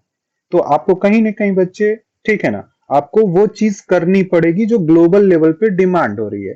तो ऐसा नहीं कि राइट टू एजुकेशन एक्ट 2009 हम हमारी इच्छा थी लाने की, हमारी इच्छा होती तो हम पहले ला देते, ठीक है ना। 2009-10 में आरटीआई क्यों बनाते, आरटीई क्यों बनाते, राइट टू एजुकेशन। तो कहीं ना कहीं एक ग्लोबल प्रेशर है बच्चे, चाहे वो सस्टेनेबल डेवलपमेंट की वजह से आपने किया या मिलेनियम डेवलपमेंट की वजह से। तो कहने का मतलब ग्लोबलाइजेशन का यही एक मतलब एडवांटेज भी होता है और डिसएडवांटेज भी होता है बच्चे, कि आप नहीं करना चाहते हो लेकिन आपको करना पड़ेगा बच्चे। और जो एजुकेशन है बच्चे, वो आप फ्री एंड कंपलसरी अवेलेबल कराइए। तो अभी हम लोग कितने लोगों को, मतलब किस एज से लेकर किस एज तक के बच्चों को फ्री एंड कंपलसरी एजुकेशन दे रहे हैं? 6 to 14 ईयर्स के लिए बच्चे। जो न्यू एजुकेशन पॉलिसीज 2020 है बच्चे, उसमें 3 ईयर्स से लेकर मुझे लगता है कि 18 ईयर्स तक आ जाएगा बच्चे, जहां पे फ्री एंड कंपलसरी एजुकेशन हो जाएगा। मतलब आपकी स्कूलिंग जो स्टार्टिंग होगी बच्चे अब 3 ईयर से होगी। तो अभी 6 ईयर, 5 to 6 ईयर से हो रही थी स्कूलिंग। क्लास वन में, जो क्लास वन होता है बच्चे, वहां पे बच्चे की एज क्या होनी चाहिए? 5 to 6 ईयर होनी चाहिए क्लास वन में। कोई बच्चा अगर क्लास वन में एंट्री जब लेगा तो उसकी एज कितनी होनी चाहिए? 5 to 6 ईयर। अब भी वही है, लेकिन हम बच्चों को फॉर स्कूलिंग 3 ईयर से ही क्या कर देंगे, स्टार्ट कराएंगे बच्चे। तो 3 ईयर से अब हो सकता है कि बाद में आरटीई एक्ट में कॉन्स्टिट्यूशन अमेंडमेंट लाया जाए और उसको 3 ईयर से 3 ईयर्स तक लाया जाए, क्योंकि जो डेवलप्ड कंट्रीज हैं बच्चे, वो अपने यहाँ एजुकेशन जो फ्रीली अवेलेबल करा रहे हैं वो 18 ईयर्स तक करा रहे हैं बच्चे। यूएस में 18 ईयर्स तक फ्री एंड कंपलसरी एजुकेशन है बच्चे। ऑस्ट्रेलिया में मुझे लगता है कि यही आसपास होगा। कनाडा में 16 तक है बच्चे। तो आपको भी ये चीजें करनी पड़ेगी, और प्लस एजुकेशन में साइंटिफिक टेम्परामेंट को डेवलप करना पड़ेगा बच्चे। क्योंकि अगर आपको सोसाइटीज में चेंजेस लाना है बच्चे, ठीक है, तो वो सोसाइटीज में चेंजेस आप ला सकते हो थ्रू साइंस एंड टेक्नोलॉजी बच्चे। आप रामायण और महाभारत पढ़ाकर, ठीक है, ऋग्वेद वेद आप पढ़ाकर, उपनिषद पढ़ाकर, ठीक है ना, लोगों के पर्सनालिटीज को आप अच्छा बना सकते हो बच्चे। लेकिन वेद और उपनिषद और ये सारी चीजें पढ़ाकर आप लोगों को रोजगार नहीं दे पाओगे। तो रोजगार के लिए, एम्प्लॉयमेंट के लिए आपको कहीं ना कहीं क्या करना पड़ेगा बच्चे, एजुकेशन में साइंटिफिक एजुकेशन देना पड़ेगा। साइंस और टेक्नोलॉजी की ही एजुकेशन देनी पड़ेगी।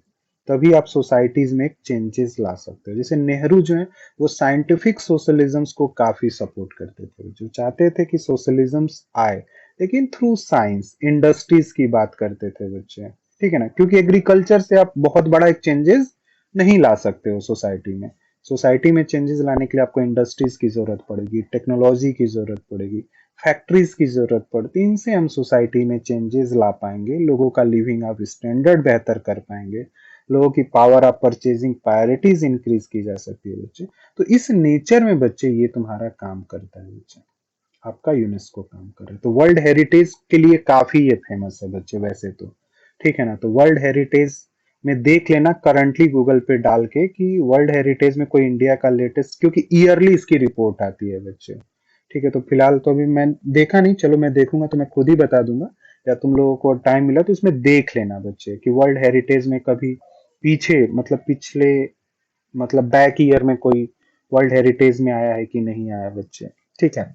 मतलब 16-17 तक का तो था, उसके बाद का थोड़ा सा देख लेना कि करंटली कोई हमारी कंट्री से कोई प्लेस अगर वर्ल्ड हेरिटेज में ऐड हुआ है बच्चे, तो उसको करके जाना है आप लोगों को। क्लियर है? तो ये चीजें थोड़ी सी आप लोगों को करनी है। तो यूनेस्को में कोई प्रॉब्लम तो फुल फॉर्म अच्छे से करके जाना, वहां भूल मत जाना, ठीक है। हो सकता है कि फुल फॉर्म ही पूछ लें वो लोग पेपर में, कि आप फुल फॉर्म बता दीजिए। क्लियर है? कोई डाउट, कोई कंफ्यूजन तो बताओ।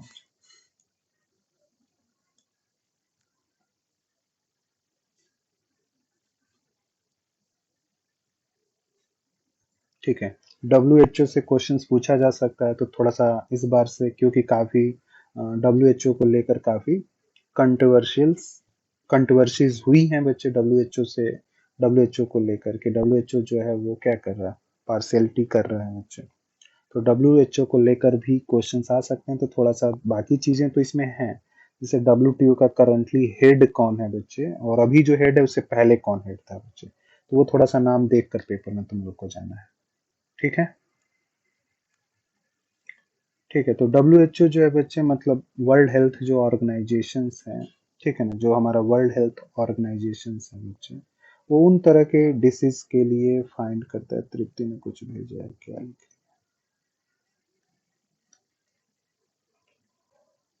ठीक है, चलो देख। हाँ, धौलावीरा है बच्चे गुजरात का, ठीक है ना। और धौलावीरा को हम लोग ठीक है ना, इंडस सिविलाइजेशन से देख रहे हैं बच्चे, सिंधु घाटी सभ्यता आप लोगों ने पढ़ा होगा, तो उसमें भी धौलावीरा की बात होती है। ठीक है ना, तो बहुत पुराना मतलब चीजें वहां से निकली हैं। ठीक है ना, क्या यहाँ से मिला है, हड़प्पा कल्चर ही है बच्चे। तो पोर्ट वोट हुआ करता था यहाँ से, धौलावीरा से ही बच्चे ट्रांसपोर्टेशन मतलब ट्रेड किया जाता था उस साइड से।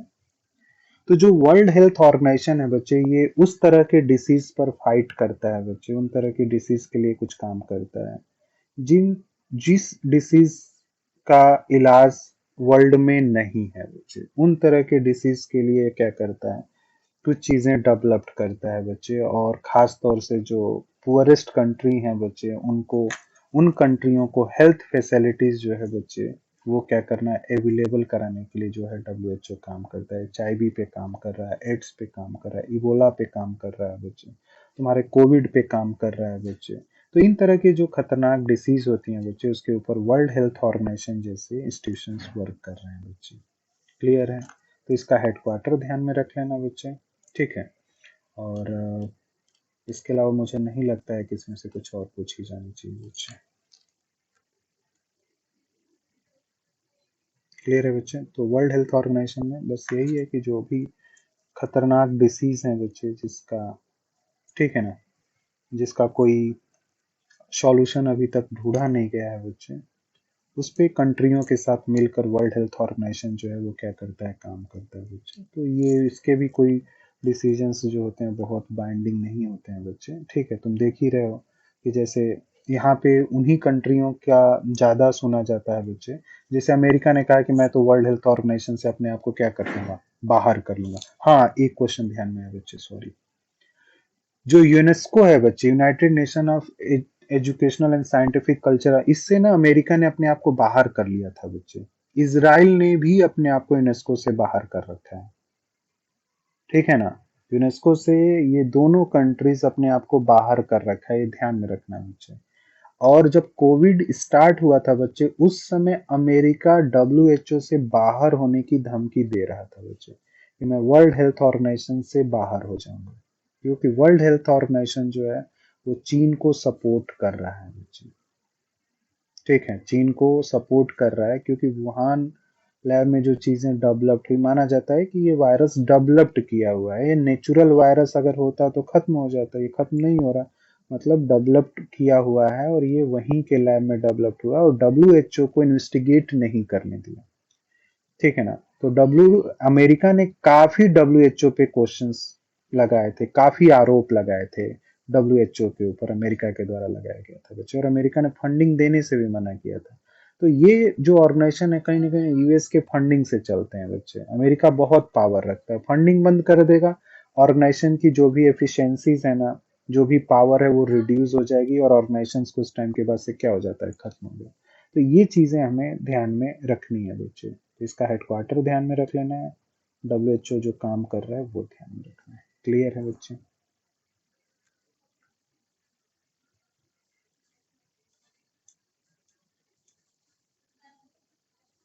एक चीज तुम लोगों को मिलेगा, इंटेलेक्चुअल प्रॉपर्टी राइट्स बच्चे। पता है क्या होता है इंटेलेक्चुअल प्रॉपर्टी राइट? आईपीआर।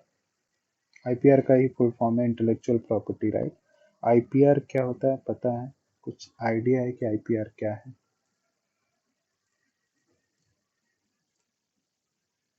किसी को भी, शशिकांत, रिया, जुबेरा, बाकी अदर जो भी स्टूडेंट हैं, साक्षी, युवराज, रिश्ता, बताओ बच्चे क्या होता है इंटेलेक्चुअल प्रॉपर्टी राइट? पता है क्या होता है?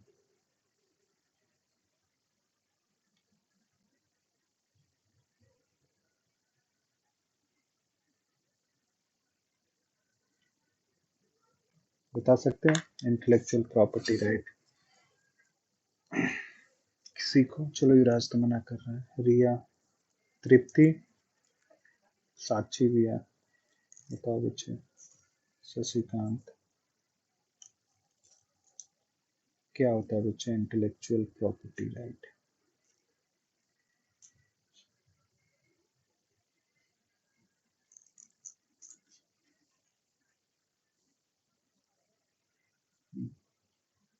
हम्म, ठीक है, मतलब हाँ चलो ठीक है, बढ़िया। देखो, अपने देखो इंटेलेक्चुअल प्रॉपर्टी राइट का मतलब ये होता है कि तुमने अपनी इंटेलिजेंसीज के फोर्स पे बच्चे, इंटेलिजेंसीज के बल पे अगर कोई चीज तुमने डेवलप्ड की है बच्चे, तो उस चीज पर इंटेलेक्चुअली तुम्हारा राइट होगा बच्चे। तुमने अपने इंटेलिजेंसी से, अपने विजडम से कोई चीज अगर डेवलप्ड की है बच्चे, तो वो तुम्हारी प्रॉपर्टी मानी जाएगी according to intellectual property right बच्चे। जैसे तुमने कोई बुक लिखा है बच्चे, तो उस बुक को लिखने में, या कोई तुमने फार्मूलाज बनाया है बच्चे, कोई मेथड बनाया है, कोई प्रोसेस तुमने डेवलप्ड किया है, उन चीजों को डेवलप्ड करने में तुमने अपने विजडम और तुमने अपने इंटेलिजेंसीज का अगर यूज किया है, तो वो चीज तुम्हारी होगी बच्चे। क्योंकि वो चीज तुमने अपने इंटेलिजेंसी से डेवलप्ड किया है, तो उस चीज पर तुम्हारा राइट होना चाहिए, किसी और का राइट नहीं होगा बच्चे।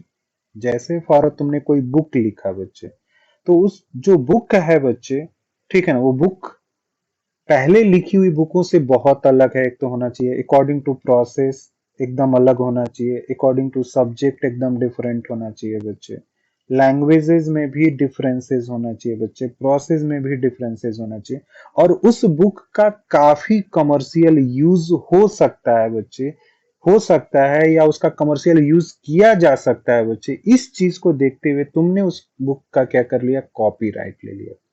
तो इंटेलेक्चुअल प्रॉपर्टी राइट में बच्चे कुछ चीजें आती हैं, जैसे copyright, patent, trademark, geographical indications, trade secret. तो ये कुछ इंपॉर्टेंट इंटेलेक्चुअल प्रॉपर्टी राइट हैं बच्चे। जैसे आपने कोई सॉफ्टवेयर डेवलप किया, तो उसका तुम क्या कर लो, कॉपीराइट ले लो। इंडिया में कॉपीराइट लाइफ टाइम के लिए मिलता है बच्चे, 100 ईयर्स के लिए मिलता है, ठीक है ना। बस जो चीज तुम डेवलप कर रहे हो वो एज अ प्रोडक्ट और एज अ प्रोसेस एकदम नया होना चाहिए बच्चे, कहीं से कॉपी पेस्ट कुछ नहीं होना चाहिए। कॉपीराइट का प्रॉब्लम्स आ जाएगा बच्चे। अगर आपने कहीं से कॉपी किया है बच्चे, तो अगर किसी को पता चला, तो वो उसे ये पता चला कि आप इस चीज का यूज कर रहे हो और आपको कमर्शियल इस चीज का बेनिफिट्स मिल रहा है, तो वो आपके अगेंस्ट केस कर सकता है, अगर वो चीज वर्ल्ड इंटेलेक्चुअल प्रॉपर्टी ऑर्गेनाइजेशन में लिस्टेड है तो बच्चे। जैसे तुमने किसी चीज का कॉपीराइट ले लिया बच्चे, तो पहले क्या होता था बच्चे, कॉपीराइट, जैसे मैंने कोई बुक लिख, जैसे मैंने कोई सॉफ्टवेयर बनाया, तो अब मैं चाहता हूं कि ये सॉफ्टवेयर बिके, और इस सॉफ्टवेयर की जितनी भी सेलिंग होगी, उसका जो भी पेमेंट होगा, वो सारा पेमेंट मुझे मिले। तो मैं क्या करता था बच्चे ने, उस सॉफ्टवेयर का कॉपीराइट ले लेता था, कॉपीराइट ले लिया। पहले क्या होता था कि जैसे इंडिया में मुझे सॉफ्टवेयर बेचना है ना, तो इंडिया में कॉपीराइट आकर लेना पड़ता था। चाइना में बेचना होता था तो चाइना में, कहीं और बेचना है तो अलग अलग जाकर मुझे कॉपीराइट लेकर काम करना पड़ता था। जब से वर्ल्ड इंटेलेक्चुअल प्रॉपर्टी राइट आया है बच्चे, आप एक जगह वर्ल्ड इंटेलेक्चुअल प्रॉपर्टी राइट में ले जाकर उसे क्या कर दो, रजिस्टर्ड करा दो, रजिस्टर हुआ, वर्ल्ड में उसका तुम कमर्शियल यूज कर सकते हो। तो कभी कभी क्वेश्चन ये पूछा जाता है कि इंटेलेक्चुअल प्रॉपर्टी जो राइट, उसमें क्या क्या चीजें आती हैं, तो ध्यान रखना बच्चे, copyright, patent, trademark, geographical indications और ट्रेड सीक्रेट बच्चे। जैसे कोका कोला आप लोग पीते ही हो, कोका कोला पीते हो ना आप लोग, कोक आप लोग पीते हो, कोक का ना जो कंपोजिशन है बच्चे, वो लिखा हुआ नहीं है पीछे, क्लियर है। कोका कोला जो आपकी सॉफ्ट ड्रिंक है बच्चे, उसके पीछे कुछ नहीं लिखा होता है बच्चे। यानी कोका कोला जो कंपनी है बच्चे, उसने उस कोका कोला के फॉर्मूलाज को ट्रेड सीक्रेट के अंदर रजिस्टर्ड करा रखा है, और जो चीज ट्रेड सीक्रेट में आ जाती है बच्चे, वो कभी भी, कभी नहीं पब्लिक के सामने ओपन की जाएगी बच्चे। पब्लिक डोमेन में वो कभी पब्लिश्ड होगा ही नहीं बच्चे, जो चीज हम ट्रेड सीक्रेट के अंदर ऐड करते हैं बच्चे। ट्रेड सीक्रेट समझ में है कि अगर तुमने कोई अपने प्रोडक्ट को ट्रेड सीक्रेट के अंदर डाल देते हो, रजिस्टर्ड करा लेते हो, तो वो कभी भी पब्लिक डोमेन में आएगा नहीं बच्चे, कभी भी वो पब्लिक डोमेन के लिए फ्री किया ही नहीं जाएगा बच्चे। उसका राइट तुम्हारे पास रहेगा, तुम ही उसका यूज करोगे, या तुम जिसको दोगे वो लोग यूज करेंगे, और कोई नहीं कर सकता बच्चे। और कोई करेगा तुम उसके अगेंस्ट केस कर दो उठा के। जैसे ड्यू में बच्चे तुमने देखा होगा कि ड्यू में जैसे तुम लोग को रीडिंग्स दी जाती है पढ़ने के लिए, दी जाती है ना रीडिंग्स, रीडिंग्स दी जाती हैं। अब रीडिंग्स जो होती हैं बच्चे वो फॉरेन बुकों से ली जाती हैं बच्चे। अब रीडिंग्स क्या करते हो तुम लोग, फोटो कॉपी करा लेते हो, यही होता है ना। फोटो कॉपी शॉप जो यूनिवर्सिटीज कैंपस में फोटो कॉपी शॉप होती है, वहां से गए तुम रीडिंग्स ले लिया, या टीचर ने करा कर लाया और सभी बच्चों को क्या कर दिया, डिस्ट्रीब्यूट कर दिया। ये भी एक मामला आया था बच्चे कॉपीराइट का, कि ड्यू यूनिवर्सिटीज में जो बुक है, जिस बुक से वो रीडिंग्स निकाली जा रही है बच्चे, उस बुक की एक या दो कॉपियां भारत में बिक रही हैं या ड्यू के आसपास बिक रही हैं, बाकी उससे ज्यादा तो उसके फोटो कॉपी जो है वो सेल हो रहे हैं बच्चे। बाद में हाई कोर्ट ने इसमें कहा कि नहीं, इसमें कोई कमर्शियल पर्पस के लिए इसको यूज नहीं किया जा रहा है, ये फॉर बच्चों के एजुकेशन के लिए, नॉलेज के डेवलपमेंट के लिए यूज किया जा रहा है। तो जाकर मैटर खत्म हुआ बच्चे। तो उसमें किया था बच्चे, ड्यू पे ही किया था, और वो कॉपीराइट का ही मामला था वहां पे। ठीक है, कि जो रीडिंग्स दी जा रही हैं फॉरेन बुकों से निकाल कर बच्चे, ठीक है ना, तो फॉरेन राइटर्स की बुक्स इंडिया में आती भी कम है। ठीक है, किसी एक ने खरीदा, परचेज किया, काफी महंगी होती हैं, तो बाकी लोग क्या करते हैं, चलो फोटो कॉपी करा लिए, फोटो कॉपी ही बिक रही है बच्चे। तो फाइनली उस राइटर को बुक का एक या दो बुकें उसकी बिकी होंगी, उसका पेमेंट उसे मिला होगा, और बाकी पता चल रहा है कि जो बीच वाले लोग हैं वो ज्यादा मजा ले रहे हैं बच्चे, फोटो कॉपी पे फोटो कॉपी हो रहा है और बिक रहा है बच्चे। तो ये कॉपीराइट जैसी चीजें भी थी बच्चे की, कॉपीराइट को लेकर इश्यूज होते रहते हैं बच्चे। पहले सीडीज आते थे ना, पिक्चर्स आती हैं, तुम देखो मार्केट में सीडीज, पेन ड्राइव, वो इलीगल एक्टिविटीज है बच्चे। ठीक है, हम लोग मूवीज सॉफ्टवेयर से डाउनलोड कर लेते हैं, उसका कॉपीराइट थोड़ी है आपके पास, वो जिसको दिया है वही उसका यूज कर सकता है। लेकिन उससे पहले डेवलपिंग कंट्रीज में काफी इन तरह के इंटेलेक्चुअल प्रॉपर्टी राइट से रिलेटेड जो लॉ है ना बच्चे, उसका वायलेशन खूब होता है। मतलब डेवलपिंग कंट्रीज में इसको तोड़ने का, इन लॉ को तोड़ने का क्या कर लेते हैं, आइडियाज निकाल लेते हैं बच्चे। अब तुम लैपटॉप परचेज करते हो ना बच्चे, तो क्या होता है, विंडोज डालकर मिलता है। विंडोज सॉफ्टवेयर जो है बच्चे, वो एप्लीकेशन सॉफ्टवेयर आपको डाल कर दिया जाता है बच्चे। 2009 10th में बच्चे डालकर मिलता ही नहीं था। किसी एक ने विंडो परचेज किया है और पूरा सिस्टम पायरेटेड विंडो सीडी से बूट हुआ है बच्चे और चल रहा है। तुम सोचो माइक्रोसॉफ्ट को कितना नुकसान होता होगा। बाद में चीजें हैं कि नहीं भाई, आप इनबिल्ड ही देंगे और ओरिजिनल ही देंगे, तो जाकर बच्चे। और डेवलपिंग कंट्री, जो डेवलप्ड कंट्रीज थी, उन्होंने डेवलपिंग कंट्रीज को काफी प्रेशराइज किया कि स्ट्रांग लॉ होना चाहिए बच्चे, आप लॉ स्ट्रांग बनाइए, क्योंकि हमारे इंटरेस्ट जो है वो कॉम्प्रोमाइज हो रहे हैं बच्चे। ठीक है ना, तो कॉपीराइट में जैसे जो भी राइटर्स ने कोई गाने लिखे हैं बच्चे, या कोई सॉन्ग है उसको कंपोज किया गया है बच्चे, तो उसका कॉपीराइट लिया जा सकता है बच्चे। तो वो कॉपीराइट होता है, जहाँ पे तुम सॉफ्टवेयर का, लिटरेचर का, सॉन्ग का आप कॉपीराइट लेते हो। एक होता है पेटेंट बच्चे।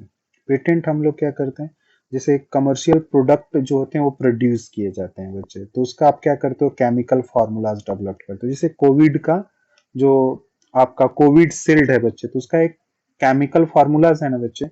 अब ये केमिकल फार्मूलाज जो है बच्चे, वो पेटेंट किस कंपनी ने कराया है,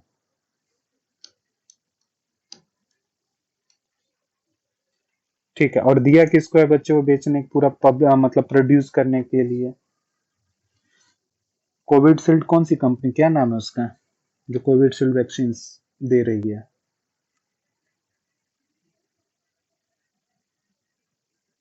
क्या नाम है उसका, पुणे वाला कुछ नाम है ना उस कंपनी के सीईओ का।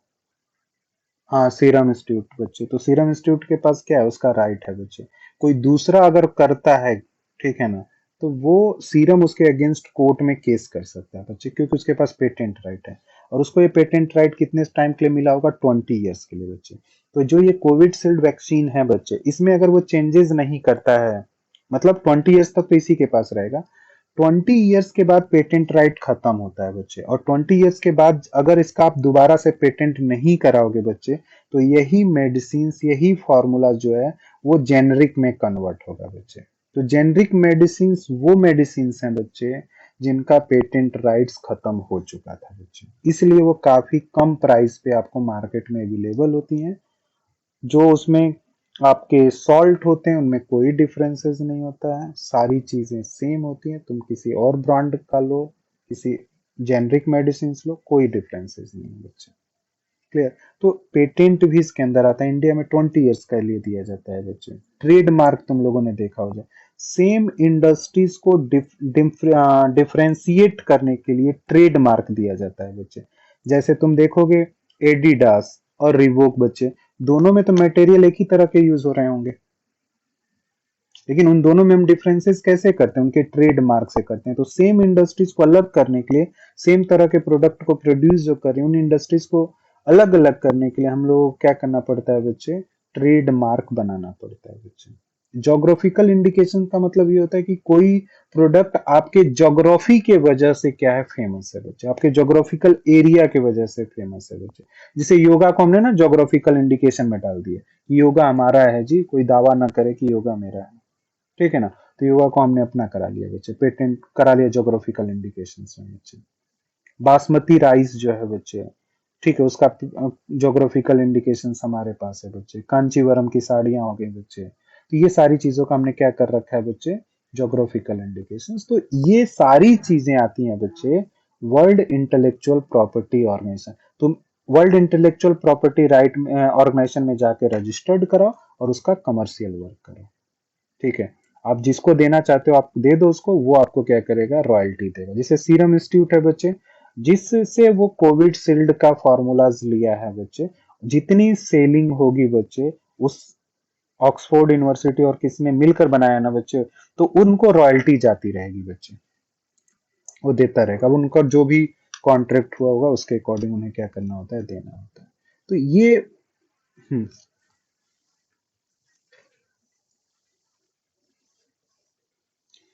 पेट हाँ, हाँ, हाँ ज्यादा प्रोडक्शन हो सकता था, लेकिन फिर इसमें वो था ना कि मैंने तो पैसा दे कर लिया हूं ना, तो मैं तो चाहूंगा कि भाई वो प्रोटेक्ट हो। वो तो स्टेट ऐसा, अगर स्टेट जो है उसे तो ऐसा करना भी, मतलब लोगों ने ये बोला भी था कि ऐसा किया जाए कि नहीं, इस तरह के पेंडेमिक में जो इसके पास पेटेंट है उसको खत्म करके आप यूज करें, मतलब दे दें, ज्यादा से ज्यादा लोगों को दें। लेकिन फिर वो चीजें देने का मतलब है कि और कन्फ्लिक्ट क्रिएट करना, आपके कंट्रीज में और भी कन्फ्लिक्ट होगी। तो इससे अच्छा है कि दूसरे और जो इनोवेशंस हो रहे हैं उसमें जो वैक्सीन न्यूली डेवलप्ड हो रही है, वो किसी एक ही कंपनी के पास ना जाए, आप और लोगों को डिस्ट्रीब्यूट कराएं। जैसे कोविड शील्ड इनको मिल गया, तो ठीक है ना, कोवैक्सीन किसी और को दीजिए, स्पुतनिक किसी और को दीजिए, सबको अलग अलग करके आप दे दीजिए। और अ, जो आपके पास फार्मास लेबोरेटरीज हैं, उनमें आप प्रोडक्शंस को स्टार्ट कराइए, डेवलपमेंट। तो वो चीज भी धीरे धीरे इन्होंने किया है, ठीक है। क्योंकि फिर वो सीरम इंस्टीट्यूट को नुकसान होता, अगर ऐसा कर देती सरकार ना, तो फिर सीरम इंस्टीट्यूट को कोई फायदा नहीं होता बच्चे, उसको काफी नुकसान हो जाता।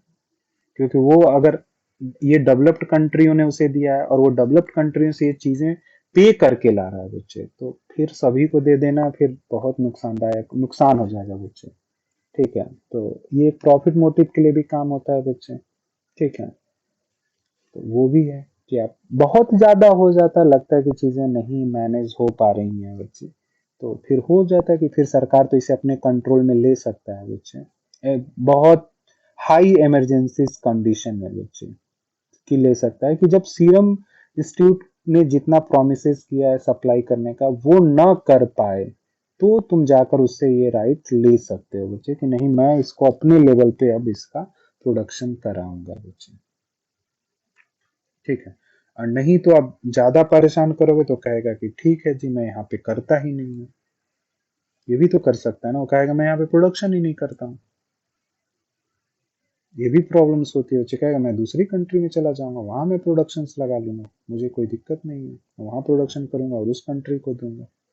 तो जो गवर्नमेंट होती है बच्चे, तो ये इसीलिए तो बोला जाता है कि पूरे ये जो डेमोक्रेसी जिसकी हम बात करते हैं, कि डेमोक्रेसी में हम लोग क्या बोलते हैं कि जनता का शासन, एक्चुअली जनता का शासन नहीं है बच्चे, ठीक है। कुछ गिने चुने लोग शासन कर रहे हैं, और वो शासन कर रहे हैं इलीट क्लास के लोग,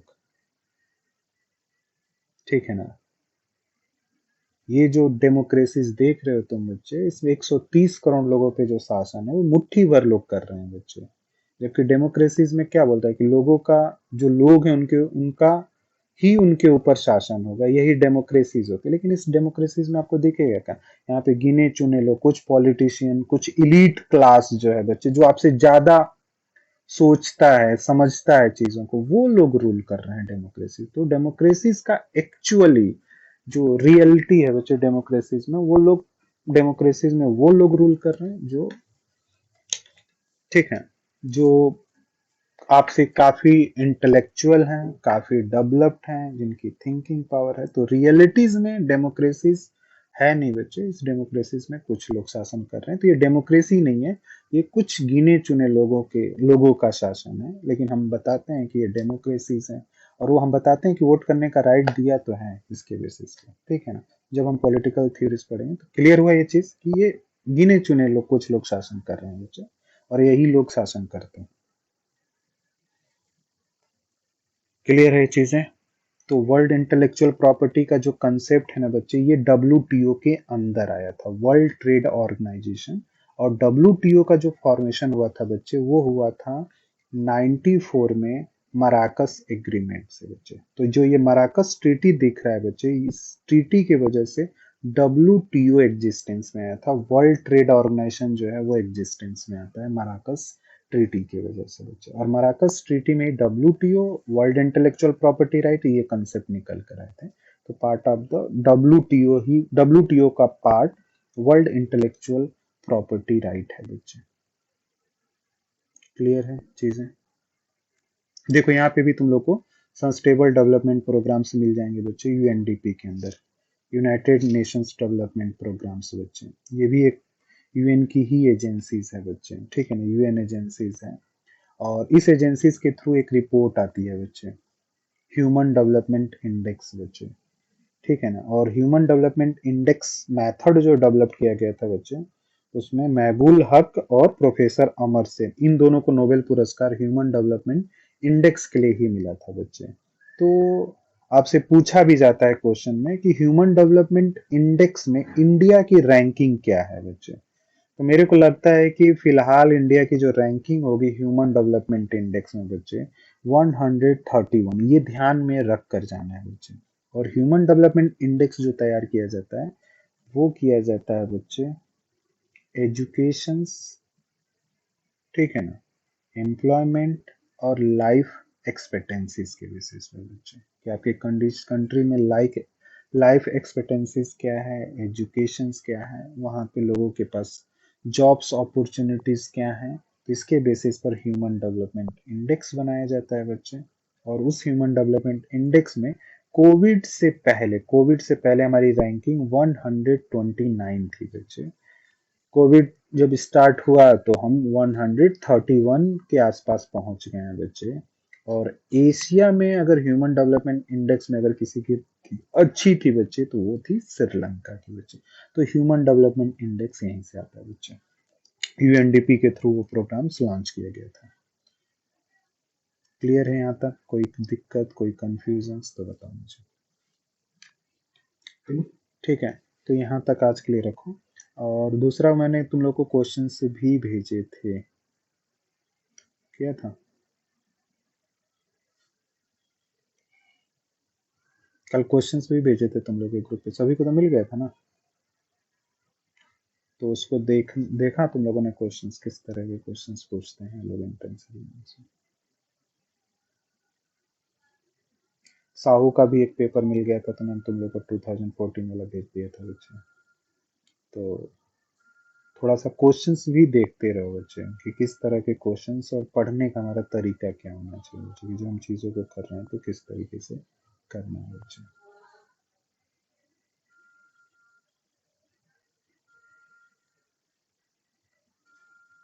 ठीक है बच्चा, तो जब हम कर रहे हैं तो किस तरीके से चीज़ों को हमें करना है, ठीक है।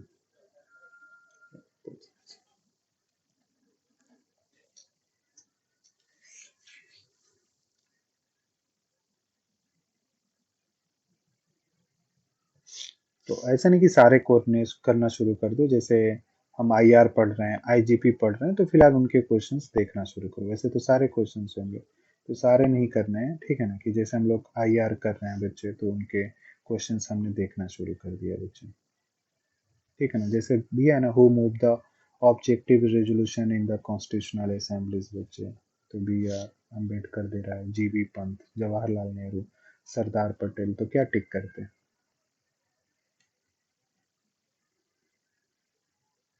क्वेश्चन डिस्प्ले हो रहा है ना आप लोगों को? नेहरू जी ने, ठीक ना बच्चे, बाकी लोग नहीं बता रहे हैं। ऊपर एक क्वेश्चन तुम्हारा पूछा है बच्चे, which of the following provide the legal basis of the election of the constitutional assemblies. जो कॉन्स्टिट्यूशनल असेंबलीज का इलेक्शन हुआ था बच्चे, वो किसके बेसिस पर हुआ था? Cripps mission plan, cabinet mission plan, Mountbatten plan, the independent Indian independent act बच्चे, तो यहाँ पे हम लोग जनरली कैबिनेट मिशन प्लान के थ्रू ये चीज हुई थी बच्चे, ठीक है ना।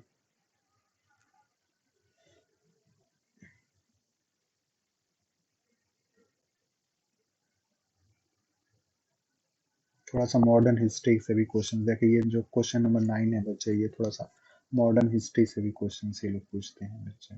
थोड़ा सा ये दिख रहा है ना ऊपर, हिस्ट्री का दिख रहा है, ठीक है।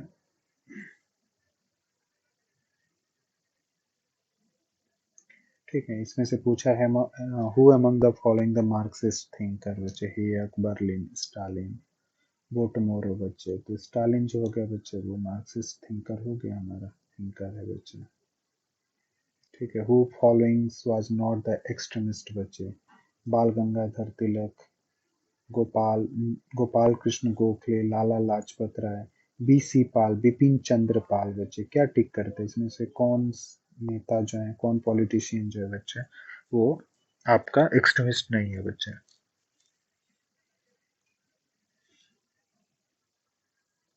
नहीं बच्चे, जी के गोखले, बीजी और लाला लाजपत राय और बीसी पाल जो है बच्चे, ये सारे एक्सट्रीमिस्ट हैं, तो वो चीजें हैं बच्चे। क्रिप्स मिशन कब आया? 1942 का क्रिप्स मिशन है बच्चे।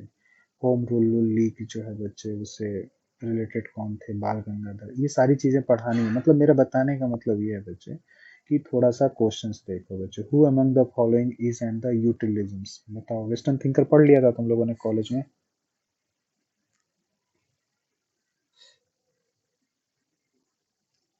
वेस्टर्न थिंकर पढ़ा या नहीं पढ़ा है तुम लोगों ने?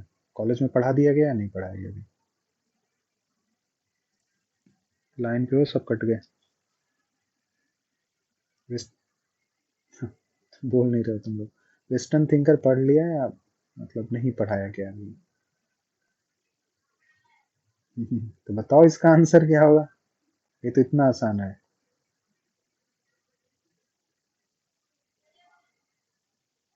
ये तो बहुत आसान क्वेश्चन है, ये तो तुम लोग को ऐसे ही टिक कर देना चाहिए।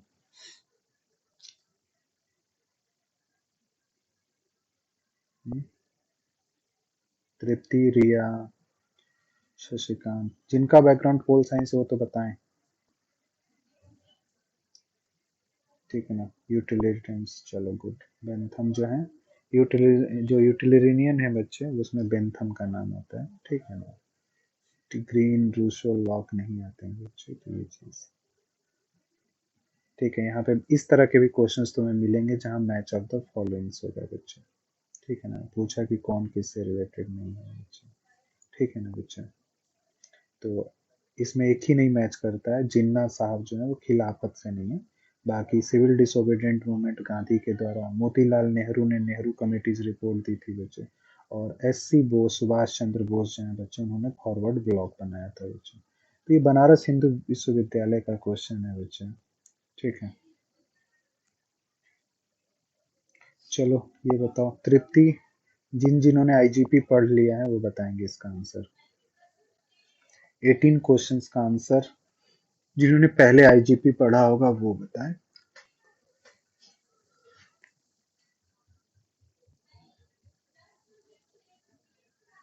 ट्राई भी करेंगे बाकी लोग भी, ऐसा नहीं कि ट्राई ही नहीं कर रहे हैं बाकी लोग, ठीक है ना।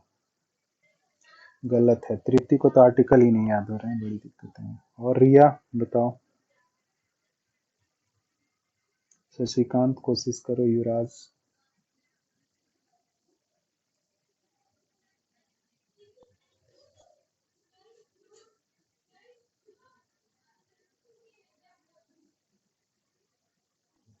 चलो 213 जो है बच्चे वो आता है, चलो ये पढ़ लेंगे तो हो जाएगा, कोई नहीं, तुम लोग छोड़ो, काम टेंशन नहीं।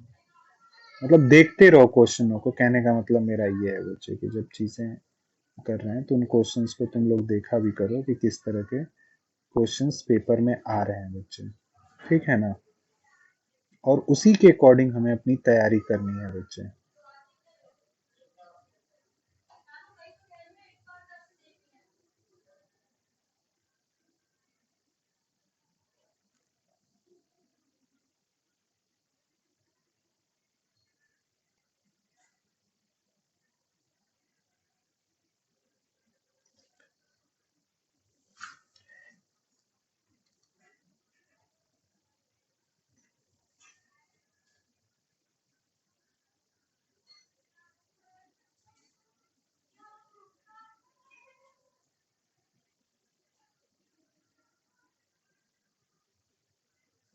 देखो ये आईआर का क्वेश्चन है, 81 दिख रहा है आप लोगों को, क्वेश्चन नंबर 81।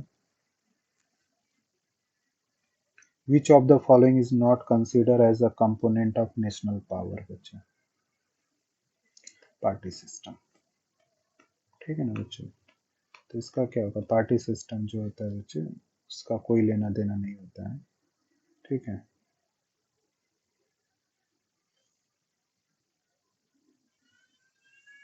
गुट निरपेक्ष से क्वेश्चंस पूछा है बच्चे, ठीक है ना, पावर ऑफ बैलेंस से पूछ रहा है, ठीक है, इंटरनेशनल ह्यूमन राइट्स मतलब यूएन डिक्लेरेशन से क्वेश्चंस पूछा हुआ है बच्चे, पंचशील से पूछा है बच्चे आपका क्वेश्चंस, ग्लोबलाइजेशन की मीनिंग पूछ रहा है बच्चे, गुजराल डॉक्ट्रिन कब आया, ये क्वेश्चंस हैं बच्चे, ठीक है ना, इंडियन सोवियत फ्रेंडशिप्स कब हुआ बच्चे, 1971 का है बच्चे, आइजन हावर डॉक्ट्रिन किससे रिलेटेड है बच्चे, ठीक है, तो मिडिल ईस्ट एशिया से रिलेटेड जो है आइजन हावर पॉलिसीज थी बच्चे, cold war use for the first time किसने किया था बच्चे, cold war word Bernard Bharuch है बच्चे, Soviet union invent the Afghanistan in year 1979 में एंट्री की थी बच्चे, ठीक है,